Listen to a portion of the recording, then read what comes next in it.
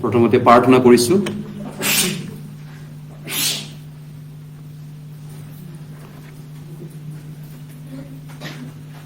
আমাৰ সত্য পবিত্ৰ পিতৃ, আমি তোমাৰ চৰণত মূৰ দুৱাইছো। আমি পূৰ্বে এই জগতত হেৰুৱা লোক আছিলো, হেৰুৱা ভেড়া আছিলো। আমাৰ আত্মা হেৰাই আছিল তোমাৰ আগত, কিন্তু তুমি আমাক উদ্ধাৰ কৰিবলৈ, আমাক বচাবলৈ তোমাৰ প্ৰাণ, তোমাৰ জীৱন আমাৰ বাবে তুমি ত্যাগ কৰিলা ক্ৰুচৰ ওপৰত। আৰু এতিয়া আমি তোমাৰ সেই ত্যাগৰ বিনিময়ত তোমাৰ পৰা আমি অনুগ্ৰহ পোৱা লোক হয়। এই সময়ত তুমি তোমাৰ তেজেৰে কিনা তাকৰ জাতিক তুমি এই জগতৰ লাখ মানুহৰ পৰা, লক্ষ লক্ষ মানুহৰ মাজৰ পৰা বাছি লৈছা। গতিকে তুমি কৈছা, হে তাকৰ জাতি ভয় নকৰিবা, তোমালোকৰ পিতৃ তোমালোকক ৰাজ্য দিবলৈ যুগুত হৈছে। তুমি কৈছা শাস্ত্ৰত। তোমাৰ এই তাকৰ জাকৰ মাজত তুমি এতিয়া পবিত্ৰ আত্মা আছে, তাৰ কাৰণে তোমাৰ প্ৰতিজ্ঞাৰ কাৰণে তোমাক ধন্যবাদ দিছো। এই সময়ত তুমি আমাৰ লগত থাকি তোমাৰ যি অনুগ্ৰহ বাক্য আমাক জীয়াই থাকিবলৈ, সেই বাক্য আমাক দয়া কৰি দিয়ক, আমাক অনুগ্ৰহ কৰক, যাতে আমি আত্মাত বলৱান হ'ম, বিশ্বাসত বলৱান হ'ম, তোমাৰ জ্ঞানত আৰু তোমাৰ আশীৰ্বাদ প্ৰাপ্ত হ'ব পাৰোঁ। এই সময়ত আশীৰ্বাদ বিচাৰিছোঁ, যিসকল ভাই ভনী আজি অনুপস্থিত তেওঁলোককো তুমি আশীৰ্বাদ দিব, যাতে আগন্তুক দিনবিলাকত তেওঁলোকে তোমাৰ প্ৰভুৰ যি সেৱা, প্ৰভুৰ দিন, সেই সময় যেন তেওঁলোকে তোমাক সেৱা কৰিব আৰু তোমাৰ লগত সময় দিব পাৰিব, তোমাৰ সন্তানসকলক আশীৰ্বাদ দিব। এই সময়খিনি আমাৰ লগত থকাৰ কাৰণে ধন্যবাদ দিছোঁ। তুমি আমাক আশীৰ্বাদ কৰা আজি দিনটো, যাতে আমি তোমাক সেৱা কৰি তোমাৰ সুবাটোৱে প্ৰচাৰ কৰিব পাৰিম আগন্তুক দিনবিলাকত অধিককৈ। এই প্ৰাৰ্থনা প্ৰভু যীশুৰ নামত বুজিছোঁ, আমেন। আহক আমি শাস্ত্ৰ মেলিছোঁ। প্ৰথমতে আজি আমি বাইবেল পঢ়, আমাৰ প্ৰথম বাইবেল পঢ় 1 Corinthians 1 অধ্যায়লৈ গৈছোঁ। 1 Corinthians 1 অধ্যায়লৈ গৈছোঁ। 1 Corinthians chapter 1, 1 Corinthians 1 অধ্যায়লৈ গৈছোঁ।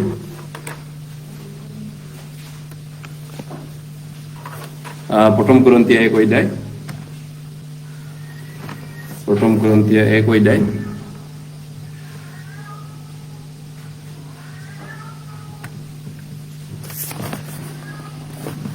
প্ৰথম Corinthians 1 অধ্যায়,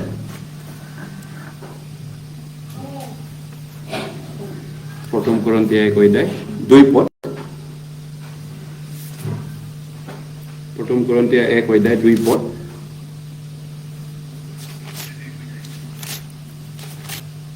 প্ৰথম Corinthians 1 অধ্যায় 2 পদ। আহক আমি 2 আৰু 3 পদ একেলগে পাঠ কৰিম একেলগে। এই 1 Corinthians 1 অধ্যায় 2 আৰু 3 পদ একেলগে পাঠ কৰিছোঁ। কৰন্থীত থকা ঈশ্বৰৰ যি মণ্ডলী, অৰ্থাৎ খ্ৰীষ্ট যীশুত পবিত্ৰ কৰা যি যি আমন্ত্ৰিত পবিত্ৰ লোক আছে, তেওঁবিলাকৰ আৰু সকলো ঠাইতে আমাৰ, অৰ্থাৎ তেওঁবিলাকৰো আমাৰো প্ৰভু যীশুখ্ৰীষ্টৰ নামত প্ৰাৰ্থনা কৰা সকলো লোকৰ সমীপলৈ আমাৰ পিতৃ ঈশ্বৰ আৰু আমাৰ প্ৰভু যীশুখ্ৰীষ্টৰ পৰা তোমালোকলৈ অনুগ্ৰহ আৰু শান্তি হওক।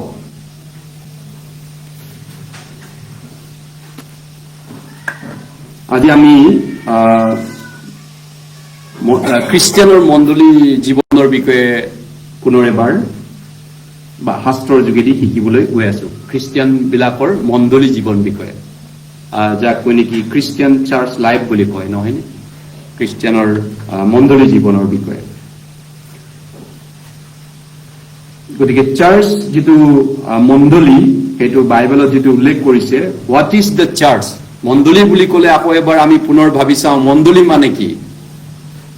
মণ্ডলী বা চাৰ্চ, যিটো আমি অসমীয়া বাইবেলত কিছুমান জেগাত গীৰ্জাঘৰ বুলি লিখা যায় চাইনবোৰ্ডত, পাণবজাৰ বেপ্টিষ্ট গীৰ্জাঘৰ এনেধৰণে মানুহে চাইনবোৰ্ডত লিখে। কিন্তু ইংৰাজী যিটো চাৰ্চ, সেইটো অসমীয়াত গীৰ্জাঘৰ বুলি নকয়। অসমীয়া বাইবেলত তাক মণ্ডলী বুলি অনুবাদ কৰিছে, মণ্ডলী। গতিকে এতিয়া মণ্ডলী মানে কি হয়? এইটো এটা গোট কোৱা দল, সমাজ। গেদাৰিং অফ, ইয়াত কৈছে খ্ৰীষ্ট যীশুৰ তেজেৰে পবিত্ৰ কৰা আমন্ত্ৰিত পবিত্ৰ লোক। আন ভাষাত নতুনকৈ জন্ম পোৱা, পুনৰ জন্ম পোৱা, নতুন জন্ম পোৱা মানুহৰ দল, সমাজ হয়। এইটো গীৰ্জাঘৰ বিলাক নহয়, গীৰ্জাঘৰটো চাৰ্চ বিল্ডিংটো নহয়, এইটো সমাজ হয়, মানুহ, লোক। প্ৰথম কৰন্থী 1:2 কৈছে যে খ্ৰীষ্ট যীশুক পবিত্ৰ কৰা আমন্ত্ৰিত পবিত্ৰ লোকসকল, এই পবিত্ৰ লোকসকলক ইয়াত কৈছে। গতিকে চাৰ্চ যিটো নেকি কয়, যিসকল আচলতে ঈশ্বৰৰ দ্বাৰা ছেপাৰেটেড কৰা হৈছে, পৃথক কৰা হৈছে এই জগতৰ পৰা, তেওঁলোকক মণ্ডলী বুলি কয়। গ্ৰীক ভাষাত এক্লেছিয়া বুলি লিখা আছে। গ্ৰীক ভাষা বুলি কিয় ক'লো? অৰিজিনেল বাইবেলটো গ্ৰীকত লিখা আছে, নতুন নিয়মটো, নহয় জানো? আপোনালোকে জানে। গতিকে আমি ইংলিছত বাইবেল লিখা নাই, অসমীয়াটো লিখা নাই, অৰিজিনেল বাইবেলখন গ্ৰীক ভাষা লিখা আছে। গ্ৰীকত এক্লেছিয়া শব্দটো, যিটো ইংৰাজীত চাৰ্চ অনুবাদ কৰিছে, আৰু সেইটো অসমীয়াত মণ্ডলী বুলি অনুবাদ কৰিছে। গতিকে গীৰ্জাঘৰটো চাৰ্চ বিল্ডিং বুলি ক'ব পাৰি, কিন্তু মণ্ডলীটো মানুহৰ সমাজটো হয়, দলটো হয়। জগতৰ নতুন জন্ম নোপোৱা আন খ্ৰীষ্টিয়ান বিলাকে ভাবে যে, তেওঁলোকে ভাবে যে গীৰ্জাঘৰটোৱেই মণ্ডলী বুলি ভাবে। এইটো গীৰ্জাঘৰটো মণ্ডলী নহয়, এইটো এটা চাৰ্চ বিল্ডিং বুলি ক'ব পাৰি। এইটো কয় চাৰ্চ বিল্ডিং। আৰু মানুহৰ দলটো, যীশুখ্ৰীষ্টৰ দ্বাৰা তেজেৰে পবিত্ৰ কৰা মানুহৰ দলটো মণ্ডলী হয়। তেনেহলে মণ্ডলীৰ বিষয়ে যেতিয়া মানুহে ভুল বুজে, আচলতে যে এই মণ্ডলীৰ বিষয়ে ভুল বুজাটো হৈছে, প্ৰথম ভুল বুজাটো হৈছে, আমি চাওঁ যে এইটো প্ৰথম কৰন্থীয়াতে আছে, এটা বাইবেল পদ আমি চাইছো, 16:19 পদৰ এটা বাইবেল পদ চাইছো। প্ৰথম কৰন্থীয়া 16:19 জগতৰ যিবিলাক খ্ৰীষ্টিয়ান বিলাকে তেওঁলোকে ভুল বুজে যে মণ্ডলী বুলি ক'লে মানে আচলতে কেইবাটাও মানে য'ত ত'ত গীৰ্জাঘৰ বিলাকক তেওঁলোকে বুজি পায়, তেনেকুৱা ধৰণে। প্ৰথম কৰন্থীয়া 16 প্ৰথম কৰন্থীয়া 16 প্ৰথম কৰন্থীয়া 16 প্ৰথম কৰন্থীয়া 16 প্ৰথম কৰন্থীয়া 16 প্ৰথম কৰন্থীয়া 16 প্ৰথম কৰন্থীয়া 16 প্ৰথম কৰন্থীয়া 16:19 পদ। প্ৰথম কৰন্থীয়া 16:19 পদ। 19 পদত আমি পাওঁ এই ধৰণে, প্ৰথম কৰন্থীয়া 16:19 পদত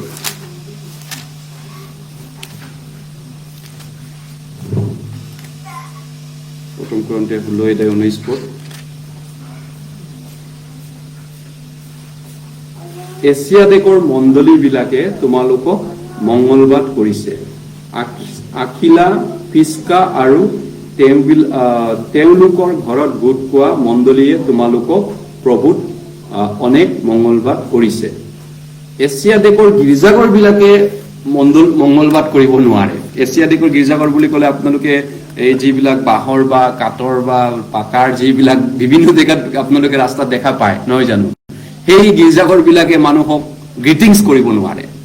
এই গীৰ্জাঘৰটো আপোনাক ৱেলকাম কৰিব নোৱাৰে, এই মানুহখিনি ৱেলকাম কৰিব পাৰে, ইয়াৰ যীশুৰ তেজেৰে কিনা মানুহসকল। এইখিনি মণ্ডলী হয়, মানুহখিনি। গতিকে সেই মানুহখিনি ঘৰতো গোট খাইছিলে আগৰ দিনত, মানুহৰ ঘৰত। পিস্কা, আখিলা, নতুন জন্ম পোৱা ভাই ভনী আছিলে, তেওঁলোকে মানুহৰ ঘৰতো গোট খাইছিলে। গতিকে এই জগতৰ পৰা পৃথক কৰা দল হয়। তাৰপিছত মণ্ডলী বুলি ক'লে কিছুমানে ভাবে, মই খ্ৰীষ্টিয়ান মানুহ, আমাক তেনেকে মানুহে শিকায় যে প্ৰথম খ্ৰীষ্টান অৱস্থাত তুমি য'তেই থাকিবা তাতে যিকোনো ওচৰৰ গীৰ্জাঘৰত যাবানে? অলপমান শপত বাক্য পাঠ কৰাইছিলে বাপ্তিস্ম লোৱা সময়ত। মই যেতিয়া বাপ্তিস্ম লৈছিলো, বহুত বছৰ আগৰ কথা কৈ আছো, তেতিয়া তেওঁলোকে এটা অলপ মানে শপত অংগীকাৰ কৰা বুলি কয় যে তুমি য'তে যাবা, যিকোনো পৃথিৱীত যোন জেগাতে নাথাকা, তাতে য'ত ওচৰত গীৰ্জাঘৰ পালে তাতে যাবানে? সহভাগিতা কৰিবানে হয় হয় বুলি অংগীকাৰ কৰিছিলোঁ কিন্তু সেইটো ভুল ধাৰণা হয় মণ্ডলীৰ বিষয়ে এইটো ভুল ধাৰণা হয় I will go to a nearby church nearby যিকোনো ওচৰত থকা গীৰ্জাঘৰটোতে মই যাম তেনেধৰণৰ ভুল ধাৰণা আমাক দিয়া হৈছে কিন্তু বাইবেলে কি কৈছে দ্বিতীয় কৰিন্থিয়ালৈ গৈছো 11 অধ্যায় দ্বিতীয় কৰিন্থিয়া 11 অধ্যায়লৈ গৈছো এই ভুল ধাৰণাটো আমাৰ পৰা আঁতৰা উচিত দ্বিতীয় কৰিন্থিয়া 11 অধ্যায় আপুনি যদি ইয়াৰ পৰা ক'বাত দিল্লী মুম্বাই যায় যিকোনো ওচৰত এটা চাৰ্চত গ'লে হয়নে কথাটো শাস্ত্ৰই কি কৈছে এইটো দ্বিতীয় কৰিন্থিয়া 11 অধ্যায় দ্বিতীয় কৰিন্থিয়া 11 অধ্যায় 13 পদৰ পৰা দ্বিতীয় কৰিন্থিয়া 11 অধ্যায় 13 পদৰ পৰা 15 পদলৈ দ্বিতীয় কৰিন্থিয়া 11 অধ্যায় 13 পৰা 15 পদলৈ খ্ৰীষ্টৰ 13 পদৰ পৰা 15 পদলৈ কিয়নো তেনেকুৱা মানুহ ভাৰী কোৱা পাচনি আৰু প্ৰবঞ্চক কাৰ্য কৰি তেওঁবিলাক খ্ৰীষ্টৰ পাচনিৰ বেশ ধৰা মানুহ ই আচৰিত নহয় কিয়নো শয়তানে নিজেও দীপ্তিময় দূতৰ বেশ ধৰে এতেকে তাৰ পৰিচাৰকবিলাকেও ধৰ্ম পৰিচাৰকবিলাকৰ বেশ ধৰা ই বৰ মহৎ বিষয় নহয় কিন্তু নিজৰ নিজৰ কৰ্মৰ দৰে সিহঁতৰ শেষ হ'ব গতিকে যিকোনো আমি চাৰ্চত ওচৰত গ'লে হয়নে হয় আমি প্ৰথমতে জনা উচিত বাইবেলে কৈছে যে ইয়াত খ্ৰীষ্ট ধৰ্ম পৰিচাৰকৰ বেশ ধৰা বহুত পাষ্টৰ প্ৰচাৰক আছে খ্ৰীষ্টৰ পাচনি বেশ ধৰি আছে খ্ৰীষ্টৰ পাচনি নহয় তাৰ মানে নতুন জন্ম পোৱা পাষ্টৰ হয় নে নহয় প্ৰথমতে নতুন জন্ম পোৱা শিক্ষক হয় নে নহয় মই যেটো চাৰ্চত যাম সেই পাষ্টৰজন born again হয় নে নহয় ঈশ্বৰৰ পৰা নতুনকৈ জন্ম পোৱা মানুহ হয় নে নহয় ফাৰ্স্ট আমি পৰীক্ষা কৰা উচিত কাৰণ খ্ৰীষ্টৰ পাচনিৰ বেশ ধৰা মানুহ বহুত চাৰ্চ পাষ্টৰ আছে অলিয়ে গলিয়ে বহুত গীৰ্জাঘৰত তেনেকুৱা বহুত পাষ্টৰ আছে যিবিলাক নেকি মণ্ডলী গীৰ্জাঘৰ চলাই আছে ঈশ্বৰৰ কাম কৰা বুলি কয় কিন্তু নতুনকৈ কেনেকৈ মানুহ স্বৰ্গত যায় তেওঁলোকে হেতু নাজানে মানুহ শিকাব নোৱাৰে গতিকে কেনেকৈ স্বৰ্গত মানুহে যায় তাক চিয়ৰ কৰিব নোৱাৰে চিয়ৰ এণ্ড চাৰ্টেন নিজে কৰিব নোৱাৰে আৰু মানুহক তেওঁলোকে শিকাবও নোৱাৰে গতিকে এইটো ভুল ধাৰণা যে আপুনি যিকোনো ভাৰতৰ বা বিশ্বৰ যতে যতে ঘূৰি অলিয়ে গলিয়ে যাওঁতে যিকোনো চাৰ্চত গ'লে হ'বনে আমাক তেনেকৈ অংগীকাৰ কৰাইছিলে যাম মই যিকোনো চাৰ্চত যাম কিন্তু বাইবেলে কৈছে বহুত ভাৰী কোৱা পাচনি আছে ভৰিত বহুত ভাৰী কোৱা ভাৱবাদী পৃথিৱীত ভৰ্তি হৈ আছে গতিকে আপুনি মই চাৰ্চত যোৱাৰ আগতে এই চাৰ্চত ভৰি দিয়াৰ আগতে এইটো জনা উচিত এই চাৰ্চৰ পাষ্টৰজন নতুন জন্ম পোৱা মানুহ হয় নে নহয় ই স্বৰ্গ যাব পৰাকে মানুহক ৰাস্তা দেখাব পাৰে নে নোৱাৰে ই মৰা মণ্ডলী নে জীয়া মণ্ডলী সেইটো প্ৰথমতে আমাক পৰীক্ষা কৰাটো বাইবেলে বিচাৰে প্ৰথম জীৱনলৈ গৈছো 4 অধ্যায় প্ৰথম জীৱন 4 অধ্যায় প্ৰথম জীৱন 4 অধ্যায় প্ৰথম জীৱন 4 অধ্যায় প্ৰথম জীৱন 4 অধ্যায়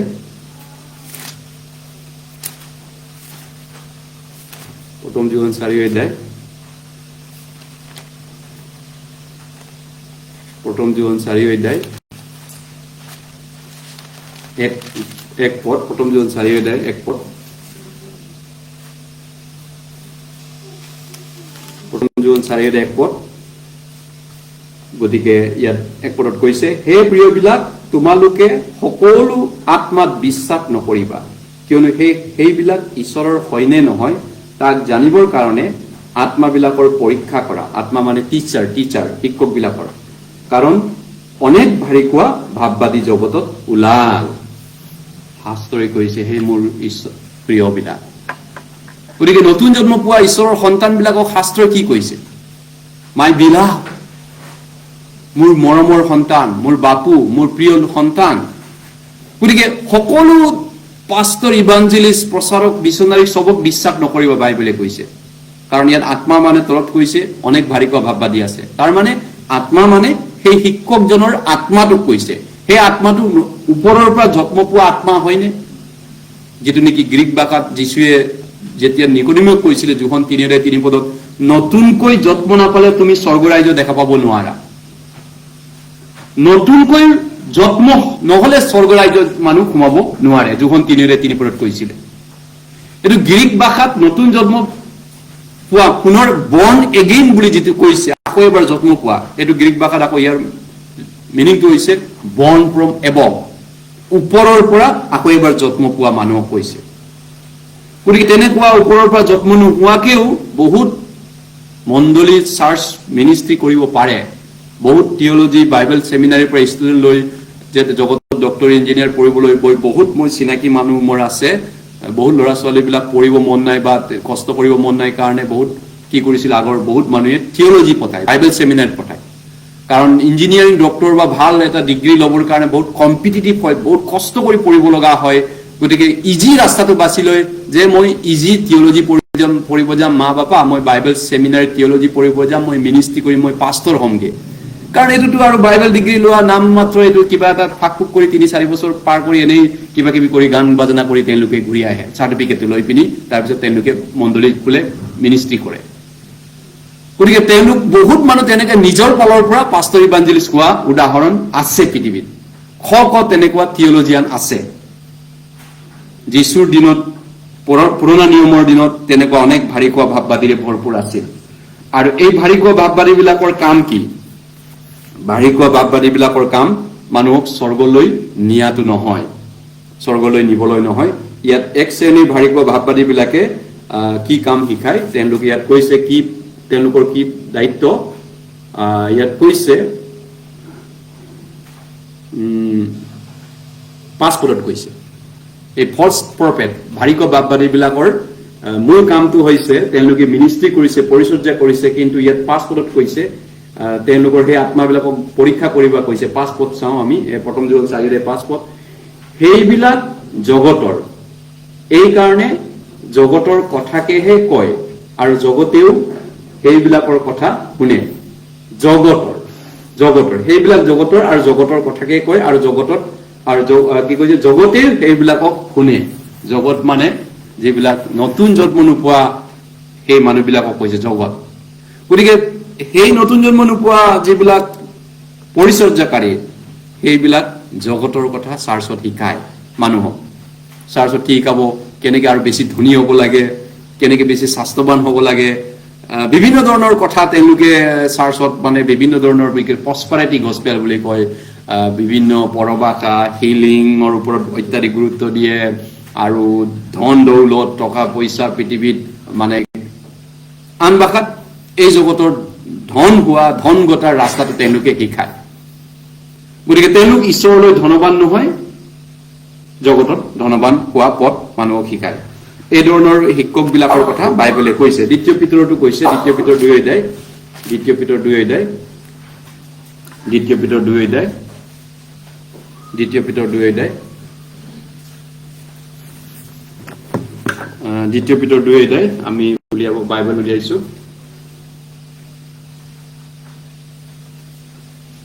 দ্বিতীয় পিতৰ 2 অধ্যায়,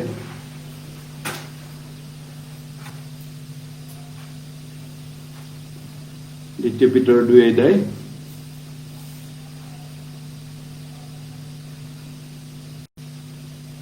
এক পদ।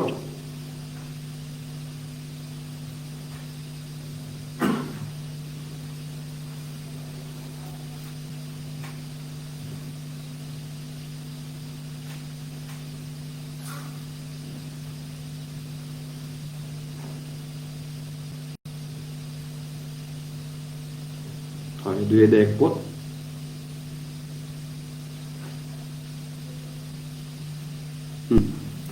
দুই অধ্যায় 1 পদত আমি ইয়াতো চাইছো। 2 অধ্যায় 1 পদটো ইয়াত লিখিছে, তথাপি মানুহবিলাকৰ মাজত ভাৰী কোৱা ভাৱবাদীসকল উৎপন্ন হল, সেইদৰে তোমালোকৰ মাজতো ভাৰী কোৱা উপদেশক উপস্থিত হৈ গোপতে বিনাগ্ৰুপ বিধৰ্ম প্ৰচলিত কৰিব, যিজনাই তেওঁবিলাকক কিনিলে সেই প্ৰভুক অস্বীকাৰ কৰিব, এইদৰে নিজে নিজৰ আকস্মিক বিনাশ গঠাব। গতিকে মানুহবিলাকৰ মাজত ভাৰী কোৱা ভাৱবাদীসকল উৎপন্ন হল। পুৰণা নিয়মৰ কথা কৈছে, ইজৰাইলৰ ভাৰী কোৱা যিবিলাক ফলছ প্ৰফেট আছিলে তেওঁলোকৰ কথা কৈছে, উৎপন্ন হল। সেইদৰে তোমালোকৰ মাজতো ভাৰী কোৱা উপদেশক মানে টিচাৰ, চাৰ্চ টিচাৰ, মণ্ডলী শিক্ষকক কৈছে। গতিকে পলছ যিটো নেকি কৈছে নেকি সেইদৰে তোমালোকৰ মাজতো ভাৰী কোৱা উপদেশক উপস্থিত হল। এই জগততো বহুত তেনেকুৱা শিক্ষক আৰু ডক্তৰ, জগতত কেতিয়াবা ভুৱা ডক্তৰ ওলাইছে বুলি নিউজত ওলাই, কেতিয়াবা তেনেকুৱা CID ওলাইছে বোলে, ভুৱা CID ওলাইছে বোলে, গুৱাহাটীত ক'ৰবাত হোটেলত ধৰিছে বোলে, তেনেধৰণৰ তেওঁলোকে ভুৱা যিটো নকলি তেনেকুৱা ধৰণৰ পৃথিৱীটো হয়। এইটো বাইবেলতো আত্মাৰ ৰাজ্যটো তেনেকুৱা আছে, আত্মিক বিষয়তো। আমি ইয়াতে আত্মিক মানুহ, আত্মিক ৰাইজৰ মানুহ। আত্মিক ৰাইজত অনেক ভাৰী কোৱা ভাৱবাদী আছে বুলি বাইবেলে কৈছে, আৰু ভাৰী কোৱা শিক্ষক আছে কৈছে। তাৰপিছত ইয়াত কৈছে তেওঁলোকে কি কাম কৰে, ইয়াত তেওঁলোকৰ কোৱা মতে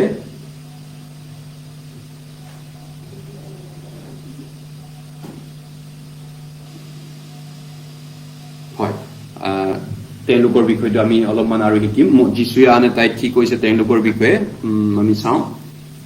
মতি 7 অধ্যায়লৈ গৈছো, মতি 7 অধ্যায়, মতি 7 অধ্যায়লৈ গৈছো, মতি 7 অধ্যায়, মতি 7 অধ্যায়, মতি 7 অধ্যায়। গতিকে যিটো চাৰ্চত যাব সেই চাৰ্চৰ পাষ্টৰজন, শিক্ষকজন নতুন জন্ম পোৱা নহলে আপুনি কেনেকৈ তাত স্বৰ্গ যোৱা ৰাস্তাটো আপুনি পাব পাৰিব? হয়, মৰা মাতৃয়ে সন্তান জন্ম দিব পাৰেনে? এইটো কেনেকৈ সম্ভৱ হ'ব? মতি 7 অধ্যায়লৈ গৈছো। জীয়া মাতৃহে আচলতে মানুহ জন্ম দিব পাৰে, মৰা মাতৃয়ে জন্ম দিব নোৱাৰে। মতি 7 অধ্যায় 13 পদৰ পৰা কৈছে, ঠেক দুৱাৰেদি সোমোৱা, কিয়নো যি দুৱাৰে আৰু যি বাটে সৰ্বনাশলৈ নিয়ে সেই দুৱাৰ বহল, বাটো মুকলি, আৰু সেইদি সোমোৱাও অনেক। কিয়নো যি দুৱাৰে আৰু যি বাটে জীৱনলৈ নিয়ে সেই দুৱাৰ ঠেক, বাটো চেপ, আৰু তাক পোৱা লোকো তাকৰ। তাৰপিছত কৈছে যিবোৰ 15 পদৰ পৰা, যিবোৰ ভাৰী কোৱা ভাৱবাদীয়ে মেৰৰ বেগ ধৰি তোমালোকৰ মাজত ওচৰলৈ আহে, কিন্তু ভিতৰি গ্ৰাসকাৰী ৰাণ কুকুৰ সিহঁতলৈ সাৱধান হোৱা। সিহঁতৰ কৰ্মফলৰ দ্বাৰাই তোমালোকে সিহঁতক চিনিবা। মানুহে কাঁইট গছৰ পৰা দাইখাগুটি বা পুলি কাঁইটৰ পৰা ডিমৰু গুটি পাৰেনে? সেইদৰে সকলো ভাল গছে ভাল গুটি ধৰে, কিন্তু বেয়া গছেহে বেয়া গুটি ধৰে। ভাল গছে বেয়া গুটি ধৰিব নোৱাৰে, আৰু বেয়া গছেও ভাল গুটি ধৰিব নোৱাৰে। যি গছে ভাল গুটি নধৰে তাক কাটি জুইত পেলোৱা হয়। এতেকে তোমালোকে ফলৰ দ্বাৰাই সিহঁতক চিনিবা। যিবিলাকে মোক প্ৰভু প্ৰভু বোলে তেওঁবিলাক সকলোৱে যে স্বৰ্গৰাজ্যত সোমাব এনে নহয়, কিন্তু যিজনে স্বৰ্গত থকা মোৰ পিতৃ ইচ্ছা পালন কৰে সেইজনে সোমাব। সেইদিনা অনেকে মোক কব, হে প্ৰভু, আমি তোমাৰ নামেৰে ভাবুকি প্ৰচাৰ কৰা নাইনে? আৰু তোমাৰ নামেৰে ভূতবোৰক খেদোৱা নাইনে? আৰু তোমাৰ নামেৰে অনেক পৰাক্ৰম কাৰ্য কৰা নাইনে? তেতিয়া মই সিহঁতক স্পষ্টকৈ কম, ঘোষণা কৰিম, যীশুৱে কৈছে, মই তহঁতক কেতিয়াও জনা নাই। সেই অধৰ্মচাৰীবোৰ মোৰ ওচৰৰ পৰা দূৰ হ। গতিকে আমি বিষয়টো আছিলে মণ্ডলী, সঁচা মণ্ডলী আৰু মিছা মণ্ডলী, জীয়া মণ্ডলী আৰু মৰা মণ্ডলী। এতিয়া যীশুৱে ইয়াত যিটো আৰম্ভ কৰিছিলে, প্ৰথমতে মতি 7 অধ্যায় 13 পদৰ পৰা যিটো কৈছে, দুৱাৰ দুখন আছে, দৰ্জা দুখন আছে, ঠেক দৰ্জা আৰু বহল দৰ্জা। স্বৰ্গ সোমোৱা ৰাস্তাটো ধৰ্ম কৰ্ম নহয়, কিবা এটা কৰি পিনি নহয়, স্বৰ্গ সোমোৱা ৰাস্তাটো দৰ্জাত সোমাব লাগিব কৈছে। এখন দুৱাৰ আছে, দুৱাৰত সোমাব লাগিব, যীশুৱে কৈছে। তাৰপিছত মতি 7 অধ্যায় 15 পদত কৈছে, অনেক ভাৰী কোৱা ভাৱবাদী তোমালোকৰ মাজত আছে, ভৰ্তি হৈ আছে। ভাৰী কোৱা ভাৱবাদী মানে যেনেকে আমাৰ সমাজত হোমিঅ' ডক্তৰ আছে বোলে, ভাৰী কোৱা ভুৱা হোমিঅ' ডক্তৰ আমি পাওঁ, ভুৱা ফাৰ্মাচিষ্ট আমাৰ দেশত ভৰ্তি হৈ আছে, ভুৱা ভণ্ড, বিভিন্ন ধৰণৰ তেনেকুৱা বহুত আছে সমাজখনত। ঠিক তেনেকে বাইবেলতো ধৰ্মীয় যিটো বিশ্বাস, আত্মিক সমাজতো ভুৱা শিক্ষক আছে, ভুৱা মণ্ডলী আছে, চাৰ্চ আছে। গতিকে ঈশ্বৰৰ সন্তানসকল আমি কেনেকে চিনি পাম এতিয়া, নহয়নে? আমি কেনেকে চিনি পাম? সেইটো আমাৰ কাৰণে ইমান সহজ নহয়, কাৰণ যীশুৱে কৈছে, ভাল গছে ভাল গুটি ধৰে, বেয়া গছে বেয়া ফল ধৰিব। ভাল গছে ভাল ফল ধৰিব, বেয়া গছে, তেওঁলোক বেয়া, যিবিলাক নতুন জন্ম পোৱা নাই তেওঁলোক বেয়া গছ। আমিও নতুন জন্ম নোপোৱা আগত বেয়া গছ আছিলো, নতুন জন্ম পোৱাৰ পিছত আমি এতিয়া ভাল গছ হৈছো। স্বাভাৱিকতে নতুন জন্ম পোৱাবিলাক ভাল ফল ধৰিব। তাৰ পিছত যিবিলাক এতিয়া প্ৰভু বোলে তেওঁবিলাক সকলোৱে যে স্বৰ্গ ৰাজ্যত সোমাব এনে নহয়, কিন্তু যিজনে স্বৰ্গত থকা মোৰ পিতৃ ইচ্ছা পালন কৰিব সেইজনেই সোমাব।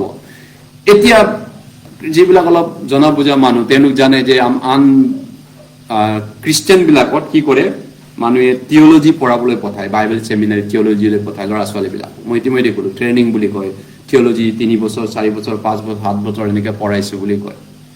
আৰু বহুতেই ইজি টাৰ্গেট হিচাপত থিয়লজিটো বাছি ল'ব। ইতিমধ্যে ক'লো কলেজ বা ডিগ্ৰী পঢ়িবলৈ কষ্ট কৰিবলৈ মন নাই।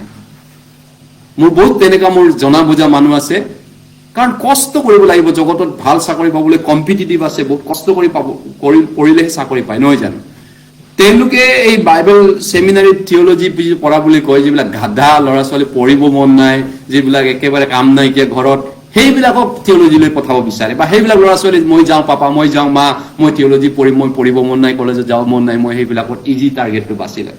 আৰু তেওঁলোকক বোলে ঈশ্বৰৰ কাম কৰিবলৈ বোলে পাষ্টাৰ ইভাঞ্জেলিষ্ট বনায়, আৰু তেনেকুৱাবিলাকে মিছনাৰী চাৰ্চ বনাই গুৱাহাটীত বা অসমৰ চুকে কোণে, ভাৰতৰ চুকে কোণে পৰভাষা, মানুহক হিলিং, মানুহক কিবা কিবি শিকাই পিনি বিশেষকৈ ইয়াত তেওঁলোকে চাৰ্টিফিকেটটো লৈ আনিব, আৰু চাৰ্টিফিকেটটো লৈ পিনি মকৰল কৰিব যে আজিৰ পৰা সি পাষ্টাৰ অৰ্ডেইন, সি মিছনাৰী বুলি সমাজত মণ্ডলী খুলিবলৈ, গীৰ্জা খুলিবলৈ এৰি দিছে। আমি ইতিমধ্যে 2 Korinথিয়া চালো, শয়তানে অনেক মিছনাৰী এৰি দিছে, অনেক শয়তানে পাচনি বনাইছে ভাৰিক ভাৱবাদী। শয়তানৰ ফালৰ পৰা অনেক পাষ্টাৰ ইভাঞ্জেলিষ্ট বনাইছে, নকলি ভুৱাটো। চৰকাৰে ইমান পাৰা নাই, অনেক ইমান চিষ্টেমেটিক মেডিকেল লাইন্স বনায়, ইঞ্জিনিয়াৰিং বনায়, তথাপিতো ভুৱা ইঞ্জিনিয়াৰিং ওলাই, ভুৱা ডক্টৰ ওলাই সমাজখনত এতিয়াও। গতিকে ইমান চিষ্টেম থাকিও, গতিকে আত্মিক জগতত তাতকৈ বেছিও হ'ব পাৰে। কিমান নামদাৰী নতুন জন্ম নোপোৱা মানুহ পৰভাষা ক'ব পাৰে চাৰ্টিফিকেটটো থকাৰ পিছত। মানুহ গোটাই পিনি তেওঁলোকে চাৰ্চ চলাব পাৰে, পৰভাষা কৈ মানুহক বিভিন্ন ধৰণে কি কয়, বিভিন্ন ধৰণৰ কাৰ্য কৰি আছে। ইয়াত পৰাক্ৰম কাম, আচৰিত চিন, তেনেকুৱা কাম কৰি আছে কৈছে। কাৰণ ই মহৎ বিষয় নহয় যীশুৱে কোৱা মতে, বাইবেলে কোৱা মতে। কাৰণ শয়তানে দীপ্তিময় দূতৰ বেগ ধৰে। শয়তানে কি কৈছে, এঞ্জেল, লাইট এঞ্জেলৰ ভেকচন ধৰে কৈছে। দে শয়তান যদি আপুনি ভাবে নেকি এই পৃথিৱীত যিবিলাক 2 নম্বৰী মানুহ, ফ্ৰড বা 2 নম্বৰী মানুহ, তেওঁলোক যদি আগৰ পৰাই যদি চাইন বোৰ্ড লিখি পিনি যদি ফ্ৰড বুলি আহে, পৃথিৱীত কোন মানুহ ঠগ খাব? ফ্ৰড বা 2 নম্বৰী মানুহ পৃথিৱীত যিমান মানুহে ঠগাই আছে ন, তেওঁলোক আহোঁতে কেনেকুৱা, তেওঁলোক কথা কোৱাত বহুত উস্তাদ, বহুত মিঠা কথা ক'ব জানে, বহুত চালাক, বহুত চতুৰ, বহুত টেঙৰামি। সঁচাই 2 নম্বৰী মানুহবিলাক বহুত কথা মিঠা হয় আৰু বহুত ভাল কথা ক'ব জানে, বহুত টেকনিক আছে। গতিকে এই জগতৰ পাষ্টাৰ ইভাঞ্জেলিষ্ট যিবিলাক বহুত ইউটিউব ফেচবুক বহুত দেখা পায় আপোনালোকে, বহুত উস্তাদ আছে কথা ক'বলৈ তেওঁলোকে। হয়, ফ্ৰড বিলাক তেনেকুৱা। গতিকে আমি কেনেকে আমি ধৰিম কোন সঁচা কোন মিছা? বাইবেলখন নপঢ়িলে আমি ধৰিব নোৱাৰিম আচলতে। বাইবেল আমি ইয়াত চাৰ্চত বাইবেলেই শিকো।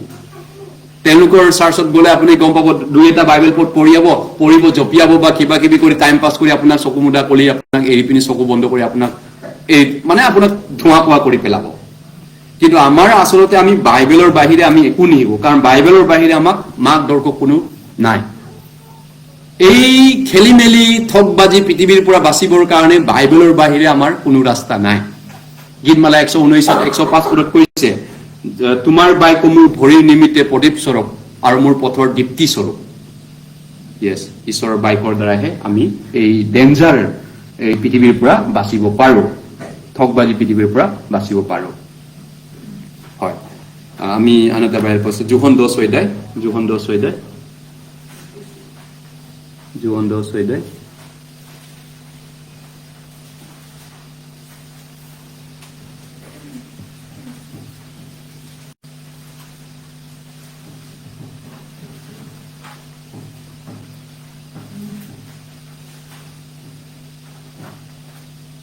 যোহন 10 অধ্যায়, গসপেল জন 10 অধ্যায়।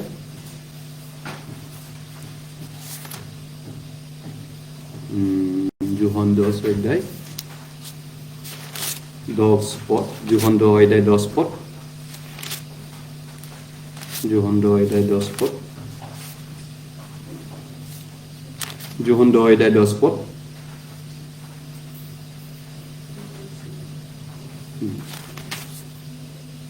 যিশুৰ বাক্য আছিল। আহক আমি একেলগে পঢ়িছো দুখন 10 অধ্যায়, এইটো উলিয়াব 10 পদটো আমি একেলগে পঢ়িছো। চোৰে কেৱল চোৰ, বধ আৰু বিনাশ কৰিবলৈ আহে, কিন্তু মই হলে তেওঁবিলাকে যেন জীৱন পায় আৰু তাকেই যেন প্ৰচুৰকে পায়, এই নিমিত্তে আহিলো। তো যীশু খ্ৰীষ্টৰ মুখৰ পৰা ওলোৱা বাক্য হয়। যীশুৱে কৈছে চোৰে চোৰ আৰু বধ আৰু বিনাশ কৰিবলৈ আহে। তেনেকে এডেন বাৰীতে চোৰে প্ৰথম চোৰৰ মালিক কোন আছিলে? চোৰৰ মালিকজন শয়তান। গতিকে এডেন বাৰীৰ পৰাই তেওঁ মানুহৰ আত্মাক চুৰ কৰে। এতিয়া শয়তানে আদম হাৱাক চুৰ কৰিলে, তাৰপিছত শয়তানে এতিয়া এজন এজন মানুহক চুৰ কৰি নাথাকে, তেওঁৰ মানুহ আছে পৃথিৱীত, তেওঁৰ মানুহ এজেণ্ট আছে।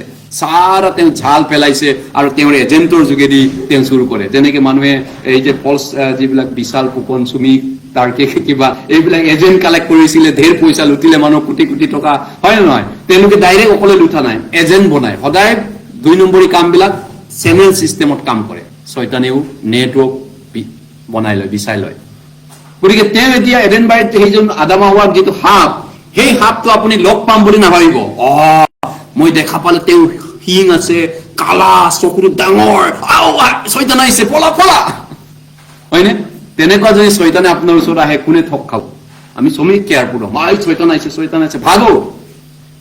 কিন্তু শয়তান কেতিয়াবা বহুত স্মাৰ্ট, বহুত চালাক, বহুত ইণ্টেলিজেণ্ট, বহুত কানিং, বহুত চতুৰ, বাইবেলে কৈছে। গতিকে চোৰে চোৰ আৰু বধ আৰু বিনাশ কৰিবলৈ আহে, কিন্তু তেওঁ আত্মাটো চুৰ কৰে, আমাৰ প্ৰাণটো চুৰ কৰে। গতিকে যীশুৱে কৈছে মই জীৱন দিবলৈ আহিছো। কি জীৱন? অনন্ত জীৱন।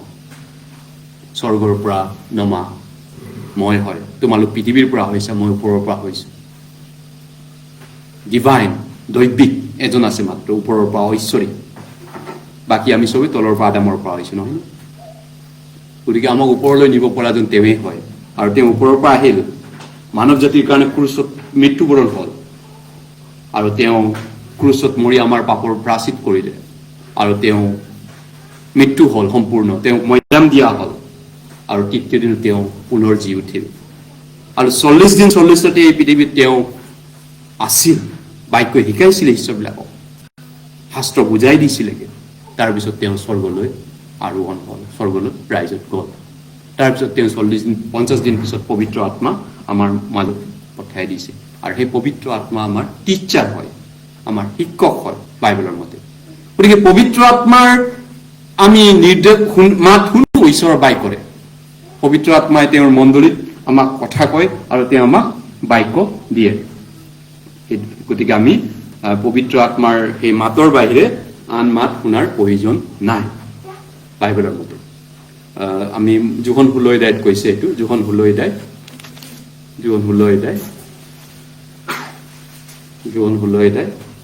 নতুন নিয়মৰ পৰা খ্ৰীষ্টান বিলাকৰ অৱশ্যে আত্মিক চকুটো খোল খাইছে। আমি অৱশ্যে চিনি পাওঁ এইটো কাৰ মাত হয়। যোহন 16 অধ্যায় 13 পদ, 16, জন চেপ্টাৰ 16। আমি পাষ্টৰজনৰ শিক্ষা শুনিলেই কেনেবাকৈ আমি অলপ মেচিয়ৰ হলে আমি বুজি পাওঁ এইজন পাষ্টৰ স্বৰ্গ যোৱা কথা ক'ব পাৰেনে, নে এইজন মানুহ অন্ধ হয়। এইজন পাষ্টৰে স্বৰ্গ যোৱা ৰাস্তা মানুহ দেখাব পাৰেনে, নে নিজে তেওঁ স্বৰ্গত যোৱা ৰাস্তাটো নাজানে। অলপ আমি শিক্ষা শুনিলেই গম পোৱা উচিত। যোহন 16 অধ্যায় 13 পদ আমি একেলগে পঢ়িছো। কিন্তু সেই সত্যৰ আত্মা যেতিয়া আহিব, তেতিয়া তেওঁ আটাই সত্যলৈ তোমালোকক পথ দেখুৱাই নিব, কিয়নো তেওঁ নিজৰ পৰা নকব, কিন্তু যিহকে শুনিব তাকে কব, আৰু তোমালোকক ভৱিষ্যত কথা জনাব। সত্যৰ আত্মা মানে হলি স্পিৰিটক কৈছে। যেতিয়া আহিব মানে অলৰেডি নতুন জন্ম পোৱা সময়ত তেওঁ আহি গ'ল আমাৰ জীৱনত। আমাৰ পবিত্ৰ আত্মা আমাৰ অন্তৰত আছে, বাইবেলে কৈছে। আৰু আটাই সত্যতালৈ তোমালোকক বাট দেখুৱাই নিব। গতিকে এতিয়া আমাৰ পথ দৰ্শক, আমাৰ মাৰ্গদৰ্শক খ্ৰীষ্টিয়ানৰ কোন হয়? হলি স্পিৰিট, হলি স্পিৰিট। আৰু কিন্তু হলি স্পিৰিটে কাম কৰে তেওঁৰ বাক্যৰ যোগেদি। এই বাক্য নোহোৱাকে হলি স্পিৰিটে কাম কৰিব নোৱাৰে। ধৰক এজন কামাণ্ডাৰ, আৰ্মিৰ commander, major, big strong army, বহুত পাৱাৰফুল আৰ্মি, কিন্তু তেওঁৰ হাতত অস্ত্ৰ নাই, তেওঁ যুঁজি আছে হাতেৰে, খালী হাতেৰে। ঠিক তেনেকে পবিত্ৰ আত্মাই একো কৰিব নোৱাৰে এই বাক্য নপঢ়িলে। বাক্যত যদি আমি ইনভেষ্ট নকৰো, বাক্য যদি মেলি নাচাওঁ, বাইবেল নপঢ়ো, বাইবেল যদি আমি চেষ্টা নকৰো পঢ়িবৰ কাৰণে, ডেইলি বাইবেল পঢ়ি প্ৰাৰ্থনা কৰিবলৈ চেষ্টা নকৰো, পবিত্ৰ আত্মাই লাহেকে টোপনি মাৰি থাকে, শুই থাকে, আমাৰ জীৱনত একো কৰিব নোৱাৰে। যদিও পাৱাৰ ঈশ্বৰ হয় পবিত্ৰ আত্মা। গতিকে পবিত্ৰ আত্মা আমাক চলাব যেতিয়া আমি বাক্যমতে বাইবেল পঢ়িবলৈ চেষ্টা কৰো। ৰাতিপুৱা 1 অধ্যায়, ৰাতি শোৱাৰ আগতে 1 অধ্যায়, অলপ মুখস্থ কৰিবলৈ চেষ্টা কৰো, বাইবেলৰ পদবিলাক প্ৰাৰ্থনা কৰিবলৈ চেষ্টা কৰো, নহয়নে? তেতিয়া হলি স্পিৰিটে আমাক জ্ঞান দিয়ে, ঈশ্বৰৰ আত্মাই আমাক শিক্ষা দিয়ে। ইয়েছ, নহলে আমি ধৰিব নোৱাৰিম। যোহনা 8 অধ্যায়টো কৈছে, যোহনা 8 অধ্যায়,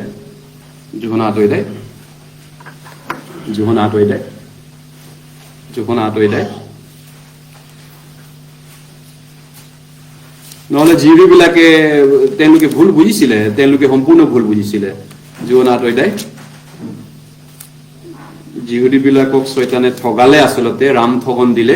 জিহুদী বিলাকে যীশুক অস্বীকাৰ কৰিলে, বৰ্জন কৰিলে, আৰু সেই যীশুকেই তেওঁলোকে বাট চাই আছিলে, মছিহজনক যুগ যুগ ধৰি। কিন্তু সেই যীশু মছিহ যেতিয়া আহোঁতে তেওঁলোকে চিনি নাপালে আৰু তেওঁক বৰ্জন কৰি ক্ৰুচবিদ্ধ কৰি হত্যা কৰি পেলালে। তাৰ কাৰণটো হ'ল তেওঁলোকৰ আত্মিক অন্ধলা। যোহনা 8 অধ্যায় 31 পদত কৈছে। প্ৰথমতে তাতে যি জিহুদী বিলাকে, যোহনা 8 অধ্যায় 31 পদ, তাতে যি জিহুদী বিলাকে তেওঁক বিশ্বাস কৰিলে, যীশুৱে তেওঁবিলাকক ক'লে, মোৰ বাক্যতে যদি তোমালোকে থাকা, তেন্তে সঁচাকে তোমালোক মোৰ শিষ্য। আৰু আমি 32 পদ একেলগে পঢ়ো, আৰু তোমালোকে সত্যক জানিবা, আৰু সেই সত্যই তোমালোকক মুক্ত কৰিব। গতিকে তেওঁলোকে ভাবিছিল যে আমি আব্ৰাহামৰ সন্তান, আমি আৰু কি সত্যক জানিব লগা আছে, আমি আব্ৰাহামৰ সন্তান হয়। জিহুদী বিলাকৰ দাবীটো চাবচোন। ইফালে তেওঁলোকে কৈ আছে, যদি আমি চাওঁ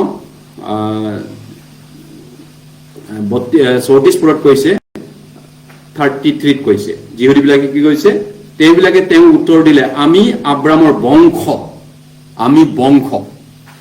গতিকে আমি ঈশ্বৰক জানো, আমি ঈশ্বৰৰ বংশ, আমি পেটৰ পৰাই, মাকৰ পেটৰ পৰাই আমি ঈশ্বৰক জানো। বাও, হয়নে? তেওঁলোক আব্ৰাহামৰ বংশ হয়নে? ৰিয়েলি মানুহ পেটৰ পৰা ঈশ্বৰৰ বংশ হয়নে? আমি বাইবেলে কি কৈছে, গীতমালা 51:5 পদত কি কৈছে, চোৱা অধৰ্মতে মোৰ জন্ম হল, আৰু মোৰ মাতৃয়ে মোক পাপতে গৰ্ভধাৰণ কৰিলে। গীতমালা 51:5 পদত আপোনালোকে বাইবেল চেমিনাৰ পঢ়ে নিশ্চয় মনত আছে। তাৰপিছত ৰোমিয়া 5:12 কি কৈছে, এতেকে এজন মানুহৰ দ্বাৰাই পাপ, আৰু পাপৰ দ্বাৰাই মৃত্যু, আৰু সকলো মানুহলৈ পাপ বিয়পি গল, আৰু সকলো মানুহলৈ এই মৃত্যুৱে আহি গল। সকলো মানুহ মৃত্যুৱে ৰাজত্ব কৰিলে, আৰু সেই মৃত্যু অকল এই শৰীৰৰ মৃত্যু নহয়, আত্মিক মৃত্যু, আজীৱন মৃত্যু, নহয় জানো? আৰু সেই আজীৱন মৃত্যুৰ পৰা আমাক বচাব পৰা জীৱন দিওঁতা জন হয়, আমি জানো কোন হয় সেইজন ব্যক্তিয়ে। মই কাৰ বিষয়ে ক'ব বিচাৰিছো আপোনালোকে বুজি পাই যায়। গতিকে তেওঁলোকে কৈছে আমি আব্ৰাহামৰ সন্তান, আব্ৰাহামৰ বংশ।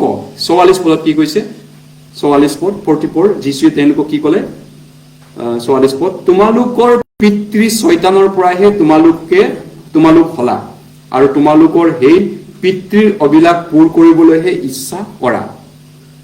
সি আদিৰে পৰা নৰবদী আৰু সত্যত নাথাকে, কিয়নো তাত সত্য নাই। সি যেতিয়া মিছা কয়, তেতিয়া সি নিজৰ পৰাহে কয়, কিয়নো সি মিছলীয়া আৰু তাৰ বাপে।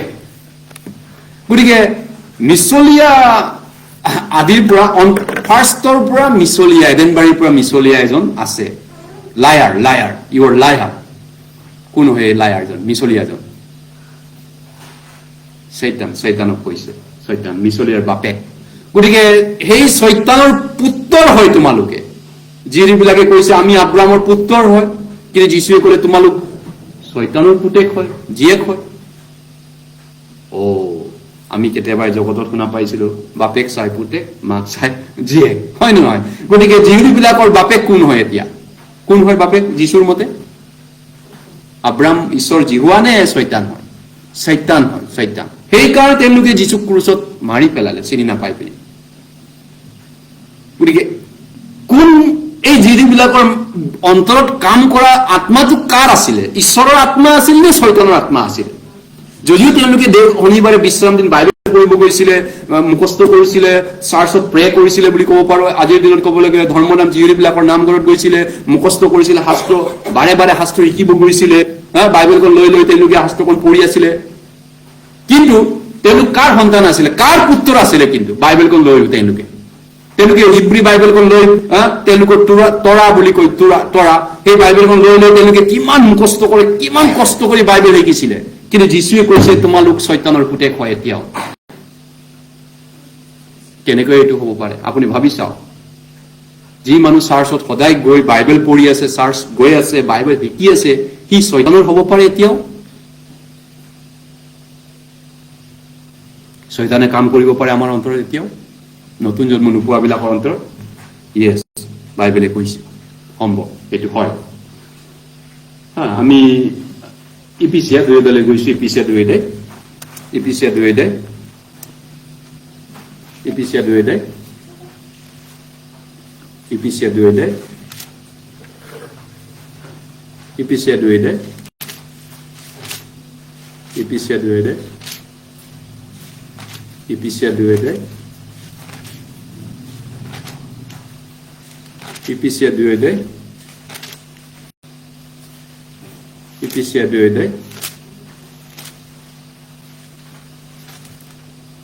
ইপিচিয়া 2 পদ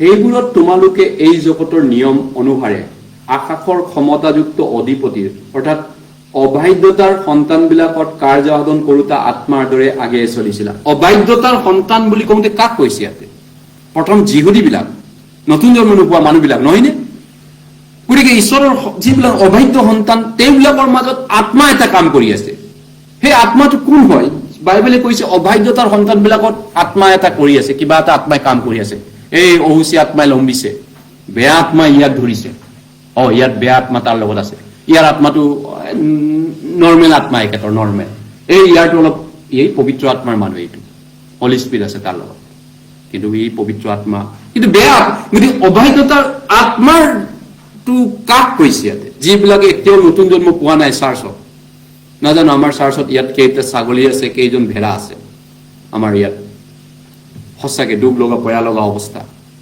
ইয়াৰ পাৰ্চেণ্টেজটো বৰ্ণ এগেইন পাৰ্চেণ্টেজটো আমাৰ ইয়াত সঁচাকে ভেড়া যদি হয় ভেড়াৰ স্বভাৱ ওলাই পৰিব কাৰণ যীশুৱে কৈছে মোৰ ভেড়াবিলাকে মোৰ মাত শুনে মোৰ ইচ্ছা জানে মোৰ পিছে পিছে যায় মই আগে আগে যাম মোৰ কথা শুনিব তেওঁলোকে মোৰ ভেড়াবিলাক হলে কিন্তু ছাগলী হলে ভেড়াৰ মাজত মিক্স হলেও দূৰৰ পৰা দেখা দেখে হলেও ছাগলীৰ নেচাৰটো টোটেলি বেলেগ ভেড়াৰ নেচাৰ টোটেলি বেলেগ মতি 25ত কৈছে ভেড়া আৰু ছাগলীক পৃথক কৰা হ'ব শেষ কালত জগতৰ শেষৰ পালে হুমপালে থকা ভেড়াসকলক ক'ব মই হেৰো আশীৰ্বাদ পোৱা মোৰ সন্তানসকল তোমালোকৰ পিতৃৰ ৰাজ্য যি ৰেডি কৰি থোৱা আছে জগত স্থাপনৰ পূৰ্বে সেই ৰাজ্যলৈ তোমালোকে আহা আৰু ছাগলীসকলক বাওঁপালে থকা ছাগলীসকলক ক'ব হেৰো হাৱে পোৱা হত শয়তান আৰু তাৰ দূতবিলাকৰ কাৰণে যুগুত কৰি থোৱা অনন্ত জুই নৰকৰ জুইত তহঁতে যা হওক আমাৰ ইয়াত কেইজন ভেড়া আছে ছাগলী আছে এনে সংখ্যাত কম তাৰে পাৰ্চেণ্টেজটো যদি আমি চাওঁ বহুতক মই আগৰ পাষ্টৰবিলাককো কৈ গৈছিলো ইভাঞ্জেলিষ্টকো কৈছিলো একেতক চাব দেই এই ভাই ভনী পৰিয়ালটোক চাব দেই কাউন্সেলিং কৰিব দেই বহুতক মই কৈ গৈছিলো তেওঁলোকক চাব তেওঁলোকক গাইড কৰিব আপোনালোকে সহায় কৰিব তেওঁলোকৰ আত্মাৰ বিশ্বাসটো মোৰ কনফাৰ্ম হোৱা নাই তেওঁলোক নতুন জন্ম পাইছে নে পোৱা নাই কিন্তু তেওঁলোকে হয়তো ভাবিলে ভাইজান সেই ভাই ভনী বুলি একচেপ্ট কৰি তেওঁলোকে ভাবিলে নতুন জন্ম পোৱা বুলি আৰু সহজতে তেওঁলোকক একচেপ্ট কৰি আমাৰ মাজতে ধৰি লৈ ললে আৰু তেওঁলোকেও ভাবিলে এতিয়া ভাবিছে মইতো বুজি পালো আমাৰে সমাজৰ মানুহ আমাৰ মাজত তেওঁলোকে এতিয়া সমস্যা সৃষ্টিকাৰী হয় যিশুৱে কৈছে মোৰ ভেড়াবিলাকে মোৰ মাত আৰু শুনে আৰু বুজে যোহন 10 আকৌ এবাৰ ঘূৰি গৈছো যোহন 10 গতিকে আমি নতুন জন্ম নোপোৱা মানুহক শিকাব নোৱাৰো তেওঁলোকক আমি শিকাবলৈ ৰাস্তা আমাৰ নাই কিন্তু যিবিলাক নতুন জন্ম পোৱা ভেড়া তেওঁবিলাক যিশুৱে কৈছে তেওঁলোকক যিশুৱে শিকাব পাৰে তেওঁলোকে যিশুৰ মাত শুনিব আৰু বুজিব অৱশ্যে যিবিলাক নতুন জন্ম পোৱা নাই আমি তেওঁলোকক খেদিব বিচাৰিছো নেকি ছাগলীবিলাকক বাহিৰ কৰি দিব বিচাৰিছো নেকি মন্দিৰৰ পৰা নাই সেইটোও নহয় আমি খেদিব বিচৰা নাই আমি চান্স দিব বিচাৰিছো অনুগ্ৰহৰ ওপৰত অনুগ্ৰহ দিব বিচাৰিছো বাইবেল সেমিনাৰ আয়োজন কৰিব বিচাৰিছো আহক আকৌ একেলগে আমি শাস্ত্ৰ শিকো হওক যোহন 10 আমি তেওঁলোকক আমি দয়া কৰো মৰম কৰো এটো নহয় যে আমি তেওঁলোকক একেবাৰে আউট কৰিব বিচাৰিছো কিন্তু এটো তেওঁলোকৰ ইচ্ছা যদি নাই ঈশ্বৰ আৰু তেওঁলোকে সেইটো ঈশ্বৰে তেওঁলোকক বিচাৰ কৰিব যোহন 10 অধ্যায় ইয়াত কৈছে যোহন 10 অধ্যায় 1-2 পদ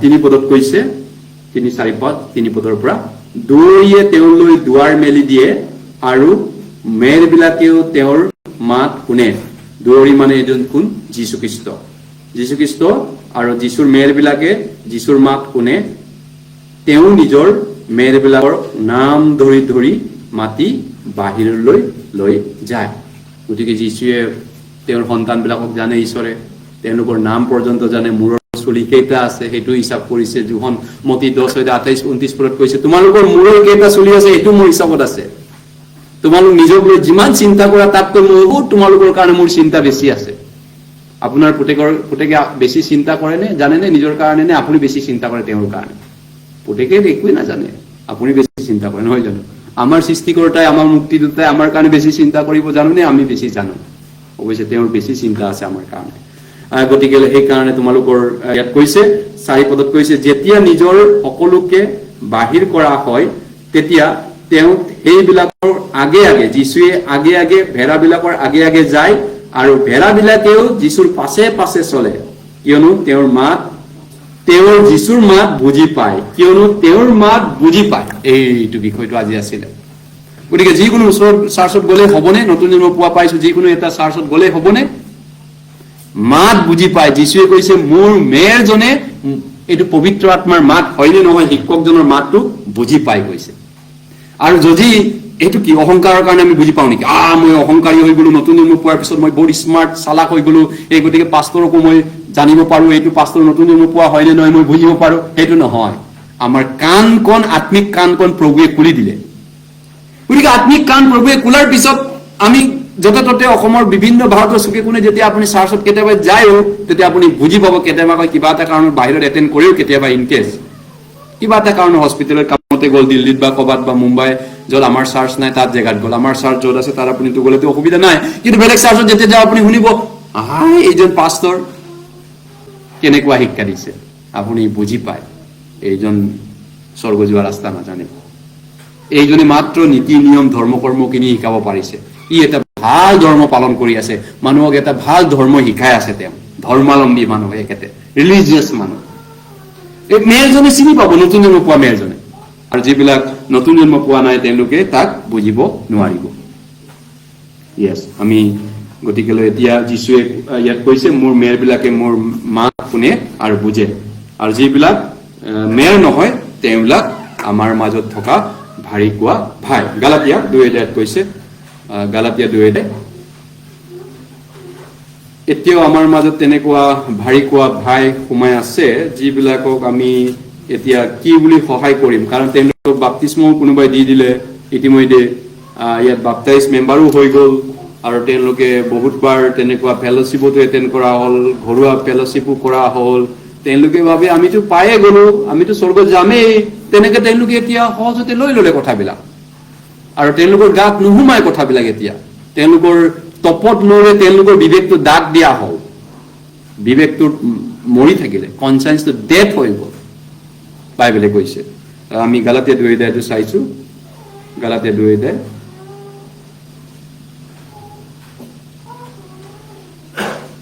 গালাতিয়া 2:1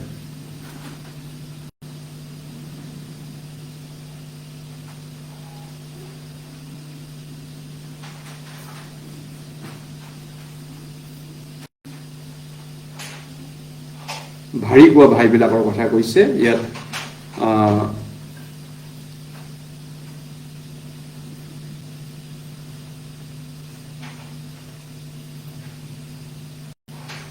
তিনি পদ আৰু আমাক দাস কৰিবৰ আশাৰে গুপুতে তিনি পদ চাব আহি সুমুৱা হ'ব লাগে আনি নহয় আহি সুমুৱা যি ভাৰী কোৱা ভাইবিলাক গুপুতে আহি সুমুৱা মণ্ডলীত গুপুতে চেক্ৰেটলি ভাৱে মেম্বাৰ হৈ গ'ল মণ্ডলীত সোমাই গ'ল যি ভাৰী কোৱা ভাইবিলাক ভাই মানে ভাই ভনী যোনে নতুন জন্ম নোপোৱাকে পাই গ'লো বুলি ভাবি ল'লে ইতিমধ্যে আমাৰ মিষ্টেকৰ কাৰণেও হ'ব পাৰে, আমাৰ ভুলৰ কাৰণেও হ'ব পাৰে, চলাওঁতা শিক্ষকৰ ভুলৰ কাৰণে এইটো হৈ যাব পাৰে। হয়, আমি যদি বাইবেল মানুহক সঠিক ৰূপে শিকাব নোৱাৰো, ৰং ট্ৰিটমেণ্ট কৰি পেলাওঁ, আমি মাৰ্ডাৰো কৰি দিব পাৰোঁ মানুহ চিৰজীৱনৰ কাৰণে, আত্মাটো খতমো কৰি দিব পাৰোঁ। হয়, এইটো সঁচা কথা। ভাৰী কোৱা ভাই, সেই ভাই কোৱা ভাইবিলাক কোন হয় আমাৰ মাজত? এতিয়া কেইজন আছে আমাৰ মাজত তেনেকুৱা ফলছ ব্ৰাদাৰ? ভণ্ড বাবা বুলি কয় নহয়, তেওঁলোকে ভণ্ড বাবা বুলি কয়, ভণ্ড শিক্ষক বুলি কয়, ভুৱা ফাৰ্মাচিষ্ট বুলি কয়। আমাৰ মাজত ভাৰী কোৱা ভুৱা ভাই কোন আছে, ভনী কোন আছে ইয়াত? কেনেকে আমি কি কৰিম? আমি বিচাৰ কৰা নাই, কিন্তু বাইবেলে কৈছে। ঈশ্বৰে আপোনাক মোক বিচাৰ কৰাৰ সলনি অনুগ্ৰহ, তেওঁৰ অনুগ্ৰহ ধৈৰ্য মন পাল্টাবলৈ উদগাই আছে। ৰোমিয়া 2:5 কৈছে, ঈশ্বৰৰ অনুগ্ৰহ ধৈৰ্য প্ৰেম সহন তুমি সেই জ্ঞান কৰি আছানে? তুমি যেনেকৈ ভাবিছা তেনেকৈ তোমাৰ ওপৰত কঠোৰ বিচাৰ হ'ব। তুমি যি জোকেৰে জুকিছা মই সেই জোকেৰে তোমাক জুকিম, ঈশ্বৰে কৈছে, নহয় নে? গতিকে ঈশ্বৰে আপোনাক মোক তেনেকুৱা ভাই ভনীবিলাককো কি কৰিব বিচাৰিছে? মন পাল্টানৰ কাৰণে ঈশ্বৰে আপোনাক মোক আহ্বান কৰিছে, ৰিকুৱেষ্ট কৰিছে, চান্স দিছে। 2 Peter 3:9 কৈছে, কোনোৱে জীৱক পলম কৰা যেন জ্ঞান কৰে, প্ৰভুৱে নিজ প্ৰতিজ্ঞাৰ কথা তেনে পলম নকৰে, কিন্তু কোনো যেন বিনষ্ট নহয়, আত্মাটো যেন চিৰজীৱন হেৰাই নাযায়, কিন্তু সকলোৱে যেন মন পাল্টানত পবিত্ৰ হয়, এনে ইচ্ছা কৰি প্ৰভু তোমালোকৰ কাৰণে দীৰ্ঘ সহিষ্ণু হৈ আছে। প্ৰভুৱে ধৈৰ্য ধৰি আছে মোক, কিয়? আৰু সেই প্ৰভু ধৈৰ্যই মোক পৰিত্ৰাণৰ কাৰণে তেওঁ ধৈৰ্য ধৰি আছে। গীতমালা 7 কি কৈছে? ঈশ্বৰ ধৰ্মময় বিচাৰকৰ্তা, প্ৰতিদিন ক্ৰোধ খৰ্তা ঈশ্বৰ। আৰু কোনে যদি মন পাল্টন নকৰে, তেওঁ নিজৰ তৰোৱাল ধাৰ দি আছে, কৈছে ধনুৎখাৰ জুই লগাই আছে, নৰকত গিৰাই দিব চিৰজীৱনৰ কাৰণে আত্মাটো। হয়, ঈশ্বৰ আমাৰ প্ৰতি দয়ালু ঈশ্বৰ, মৰমীয়াল ঈশ্বৰ। তেওঁ আমাক মন পাল্টনৰ বাবে চান্স দি আছে। আনটা বাইবেল পদ আছে, তীতত গৈছো, এই ভাৰী কোৱা ভাইবিলাকৰ কথা চাই আছো। ইব্ৰী নপাওঁতে পাব ইব্ৰী ওচৰত আছে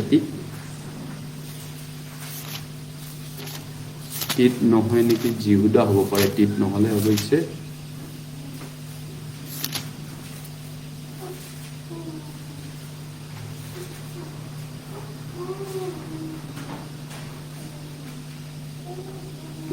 জিহুদা হয় আচলতে, জিহুদা। প্ৰকাশিত বাইকৰ ওচৰত আছে জিহুদা পত্ৰ, প্ৰকাশিত বাইক 9 পাওঁতে পাব জিহুদাৰ পত্ৰ। প্ৰকাশিত বাইকৰ বাইবেলৰ লাষ্ট অধ্যায় হয়, তাৰ ওচৰতে আছে জিহুদা, জিহুদা 1 অধ্যায়।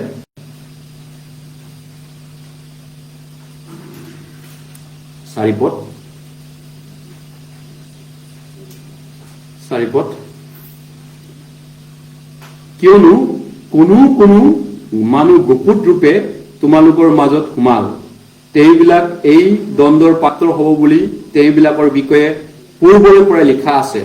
তেওঁবিলাক ভক্তিহীন লোক, তেওঁবিলাকে আমাৰ ঈশ্বৰৰ অনুগ্ৰহ লম্পট আচৰণত পৰিণত কৰে আৰু আমাৰ একমাত্ৰ অধিপতি আৰু প্ৰভু অৰ্থাৎ যীশুখ্ৰীষ্টক অস্বীকাৰ কৰে। এই মণ্ডলীত কোন আছে তেনেকুৱা ভাই ভনী? আমাৰ মণ্ডলীবিলাকত বাইবেলে কৈছে কোনো মানুহ গুপুত ৰূপে সোমাই গ'ল। গুপুত মানে এতিয়া আমি ধৰিবই নোৱাৰো, নতুন পাইছে নে পোৱা নাই। তেওঁৰ টেষ্টিমনি শুনিলে আমি এনেকুৱা লাগে তেওঁ বুজি পাইছে, তেওঁ ঈশ্বৰৰ মানুহ, বাপ্তিস্ম লৈছে, ইমান বছৰৰ পৰা চাৰ্চত আহি আছে, আমি ধৰিবই পৰাগে নাই। এইজন ভেড়া না ছাগলী কেনেকে ধৰিম এতিয়া? এইজন বিনয় বন না ধান কেনেকে চিনি পাম? চুই চালেতো একেই যেন লাগে, চুই নাচালে ধৰিব নোৱাৰে, নহয় যে? বিনয় আৰু ধান দূৰৰ পৰা দেখিলে একে হয়, যেতিয়া টেপি চাব তেতিয়া ওলাব। কেনেকে আমি টেপি চাম? টেপি চালে খং উঠিব, চাবওতো নোৱাৰো এতিয়া। কাকবাই কওঁ, এই ভাইজান, এই তুমি চেমিনাৰ ভালকে শুনা। মই আগতে এইবিলাক বহুত বছৰ আগতে পালো। এই ভাই ভালকে চেমিনাৰ শুনা। এই বাইদেউ আপুনি আহক। নাই মই বহিব নোৱাৰো, ইমান 2 ঘণ্টা ক'ত বহিব পাৰে। এইবিলাক আগতে জানিলো, 10 বছৰ আগৰ পৰাই মই এইবিলাক শুনি আছো, চাই আছো। কি কৰিম ভাই, কি কৰিম এতিয়া? কৰিব পাৰো কি? গুপুত ৰূপে সোমাল তোমালোকৰ মাজত, তেওঁবিলাকে এই দ্বন্দ্বৰ পাত্ৰ হ'বলৈ তেওঁবিলাকৰ বিষয়ে লিখা পূৰ্বৰে পৰা লিখা আছে। ভক্তিহীন লোক আৰু এই মানুহবিলাক এতিয়া কি হয় মণ্ডলীত এই 11 পদত কৈছে 12 পদত 12 পদত পৰা কৈছে 11-12 পদ তেওঁবিলাক সন্তাপৰ পাত্ৰ মণ্ডলীৰ ভিতৰত থকা এই ছাগলীবিলাক তেওঁবিলাকে কইনৰ পথত গমন কৰিলে আৰু বেছৰ অৰ্থে বিলিয়মৰ ভ্ৰান্তিৰূপ পথত লৰ মাৰিলে আৰু কুৰহৰ প্ৰতিবাদত তেওঁবিলাক বিনষ্ট হ'ল। তেওঁবিলাক তোমালোকৰ প্ৰেম ভোজত একেলগে ভোজন কৰোঁতে পানীৰ তলত লুকাই থকা বিঘ্নজনক শিলস্বৰূপ হ'ল। তেওঁবিলাক নিজকে নিজে নিৰ্ভয়েৰে প্ৰতিপালন কৰে। তেওঁবিলাক বতাহৰ দ্বাৰাই চলাই নিয়া পানী নথকা মেঘ। তেওঁবিলাক হেমন্ত কালৰ ফলহীন গছ, দুবাৰ মৰা আৰু উঘালি পৰা গছ। তেওঁবিলাক নিজৰ লাজ স্বৰূপ ফেন উলিওৱা সাগৰৰ প্ৰচণ্ড ঢৌ। তেওঁবিলাক ভ্ৰমণকাৰী তৰা স্বৰূপ, মানে তৰা নিজৰ জেগাত নাই, সেইবোৰৰ কাৰণে অনন্তকলীয়া ঘোৰ অন্ধকাৰ সাঁচি থোৱা হৈছে। তেওঁলোক বুজিয়ে নাপায়। এতিয়া আপুনি নৰকত যাব, তথাপিতো তেওঁলোক কেয়াৰে নকৰে, নহয় জানো? যদি ঈশ্বৰে আপোনাক কয় তুমি নৰকত গৈ আছা, তেওঁলোক কৈছে আই ডোন্ট কেয়াৰ। ঈশ্বৰে আপোনাক কৈ আছে, সৃষ্টিকৰ্তা বিশ্বব্ৰহ্মাণ্ডৰ মালিকজনে কৈছে you will go to hell, eternal hell, punishment. তথাপিতো যদি মই গাত লৰচৰ নহওঁ, সেইটো কি বুজাইছে?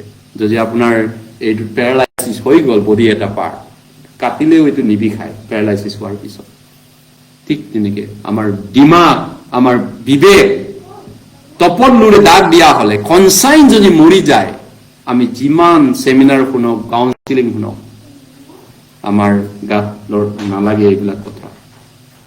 গতিকে অনন্তকলীয়া সেই জুই তেওঁলোকৰ বাবে সাঁচি থোৱা হৈছে। অনন্তকালৰ কাৰণে জুইত নৰক তেওঁলোকৰ বাবে সাঁচি থোৱা হৈছে। গতিকে প্ৰিয়সকল, আমি আজি যিকোনো মণ্ডলীত গ'লে হলনে? হয়, তেনেকুৱা ধৰণে বাইবেলে কি কৈছে। পুৰণা নিয়মতো তেনেকুৱা অনেক ভাৰী কোৱা শিক্ষক আছিলে, যিবিলাক নেকি ভাৰী কোৱা শিক্ষক আছিলে, যিবিলাকক ঈশ্বৰে পঠোৱা নাছিল। ইয়েছ, আৰু সেই বিষয়ে জিৰিমিয়াই কি কৈছিলে এটা বাইবেলত আমি চাম। জিৰিমিয়া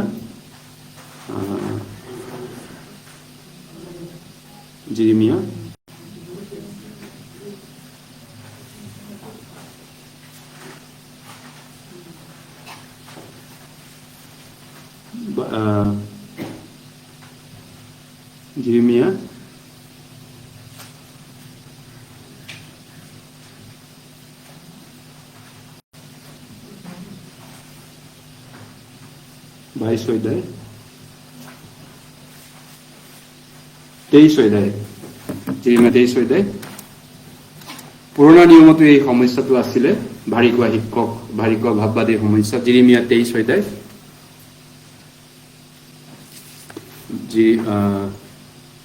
জিৰিমিয়া 23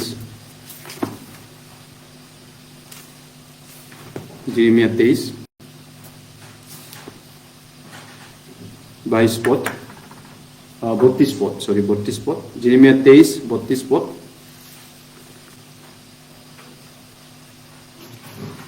তেইশ অধ্যায় 32 পদ, 23 অধ্যায় 32 পদ।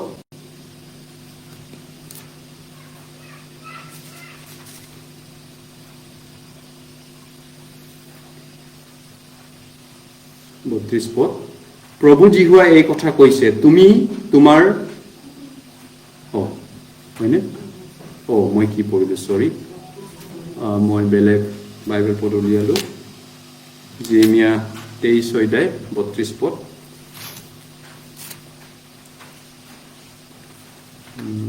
এক সেকেন্ড, 23 অধ্যায় 32 পদ। Yes. 23 অধ্যায় 32 পদ।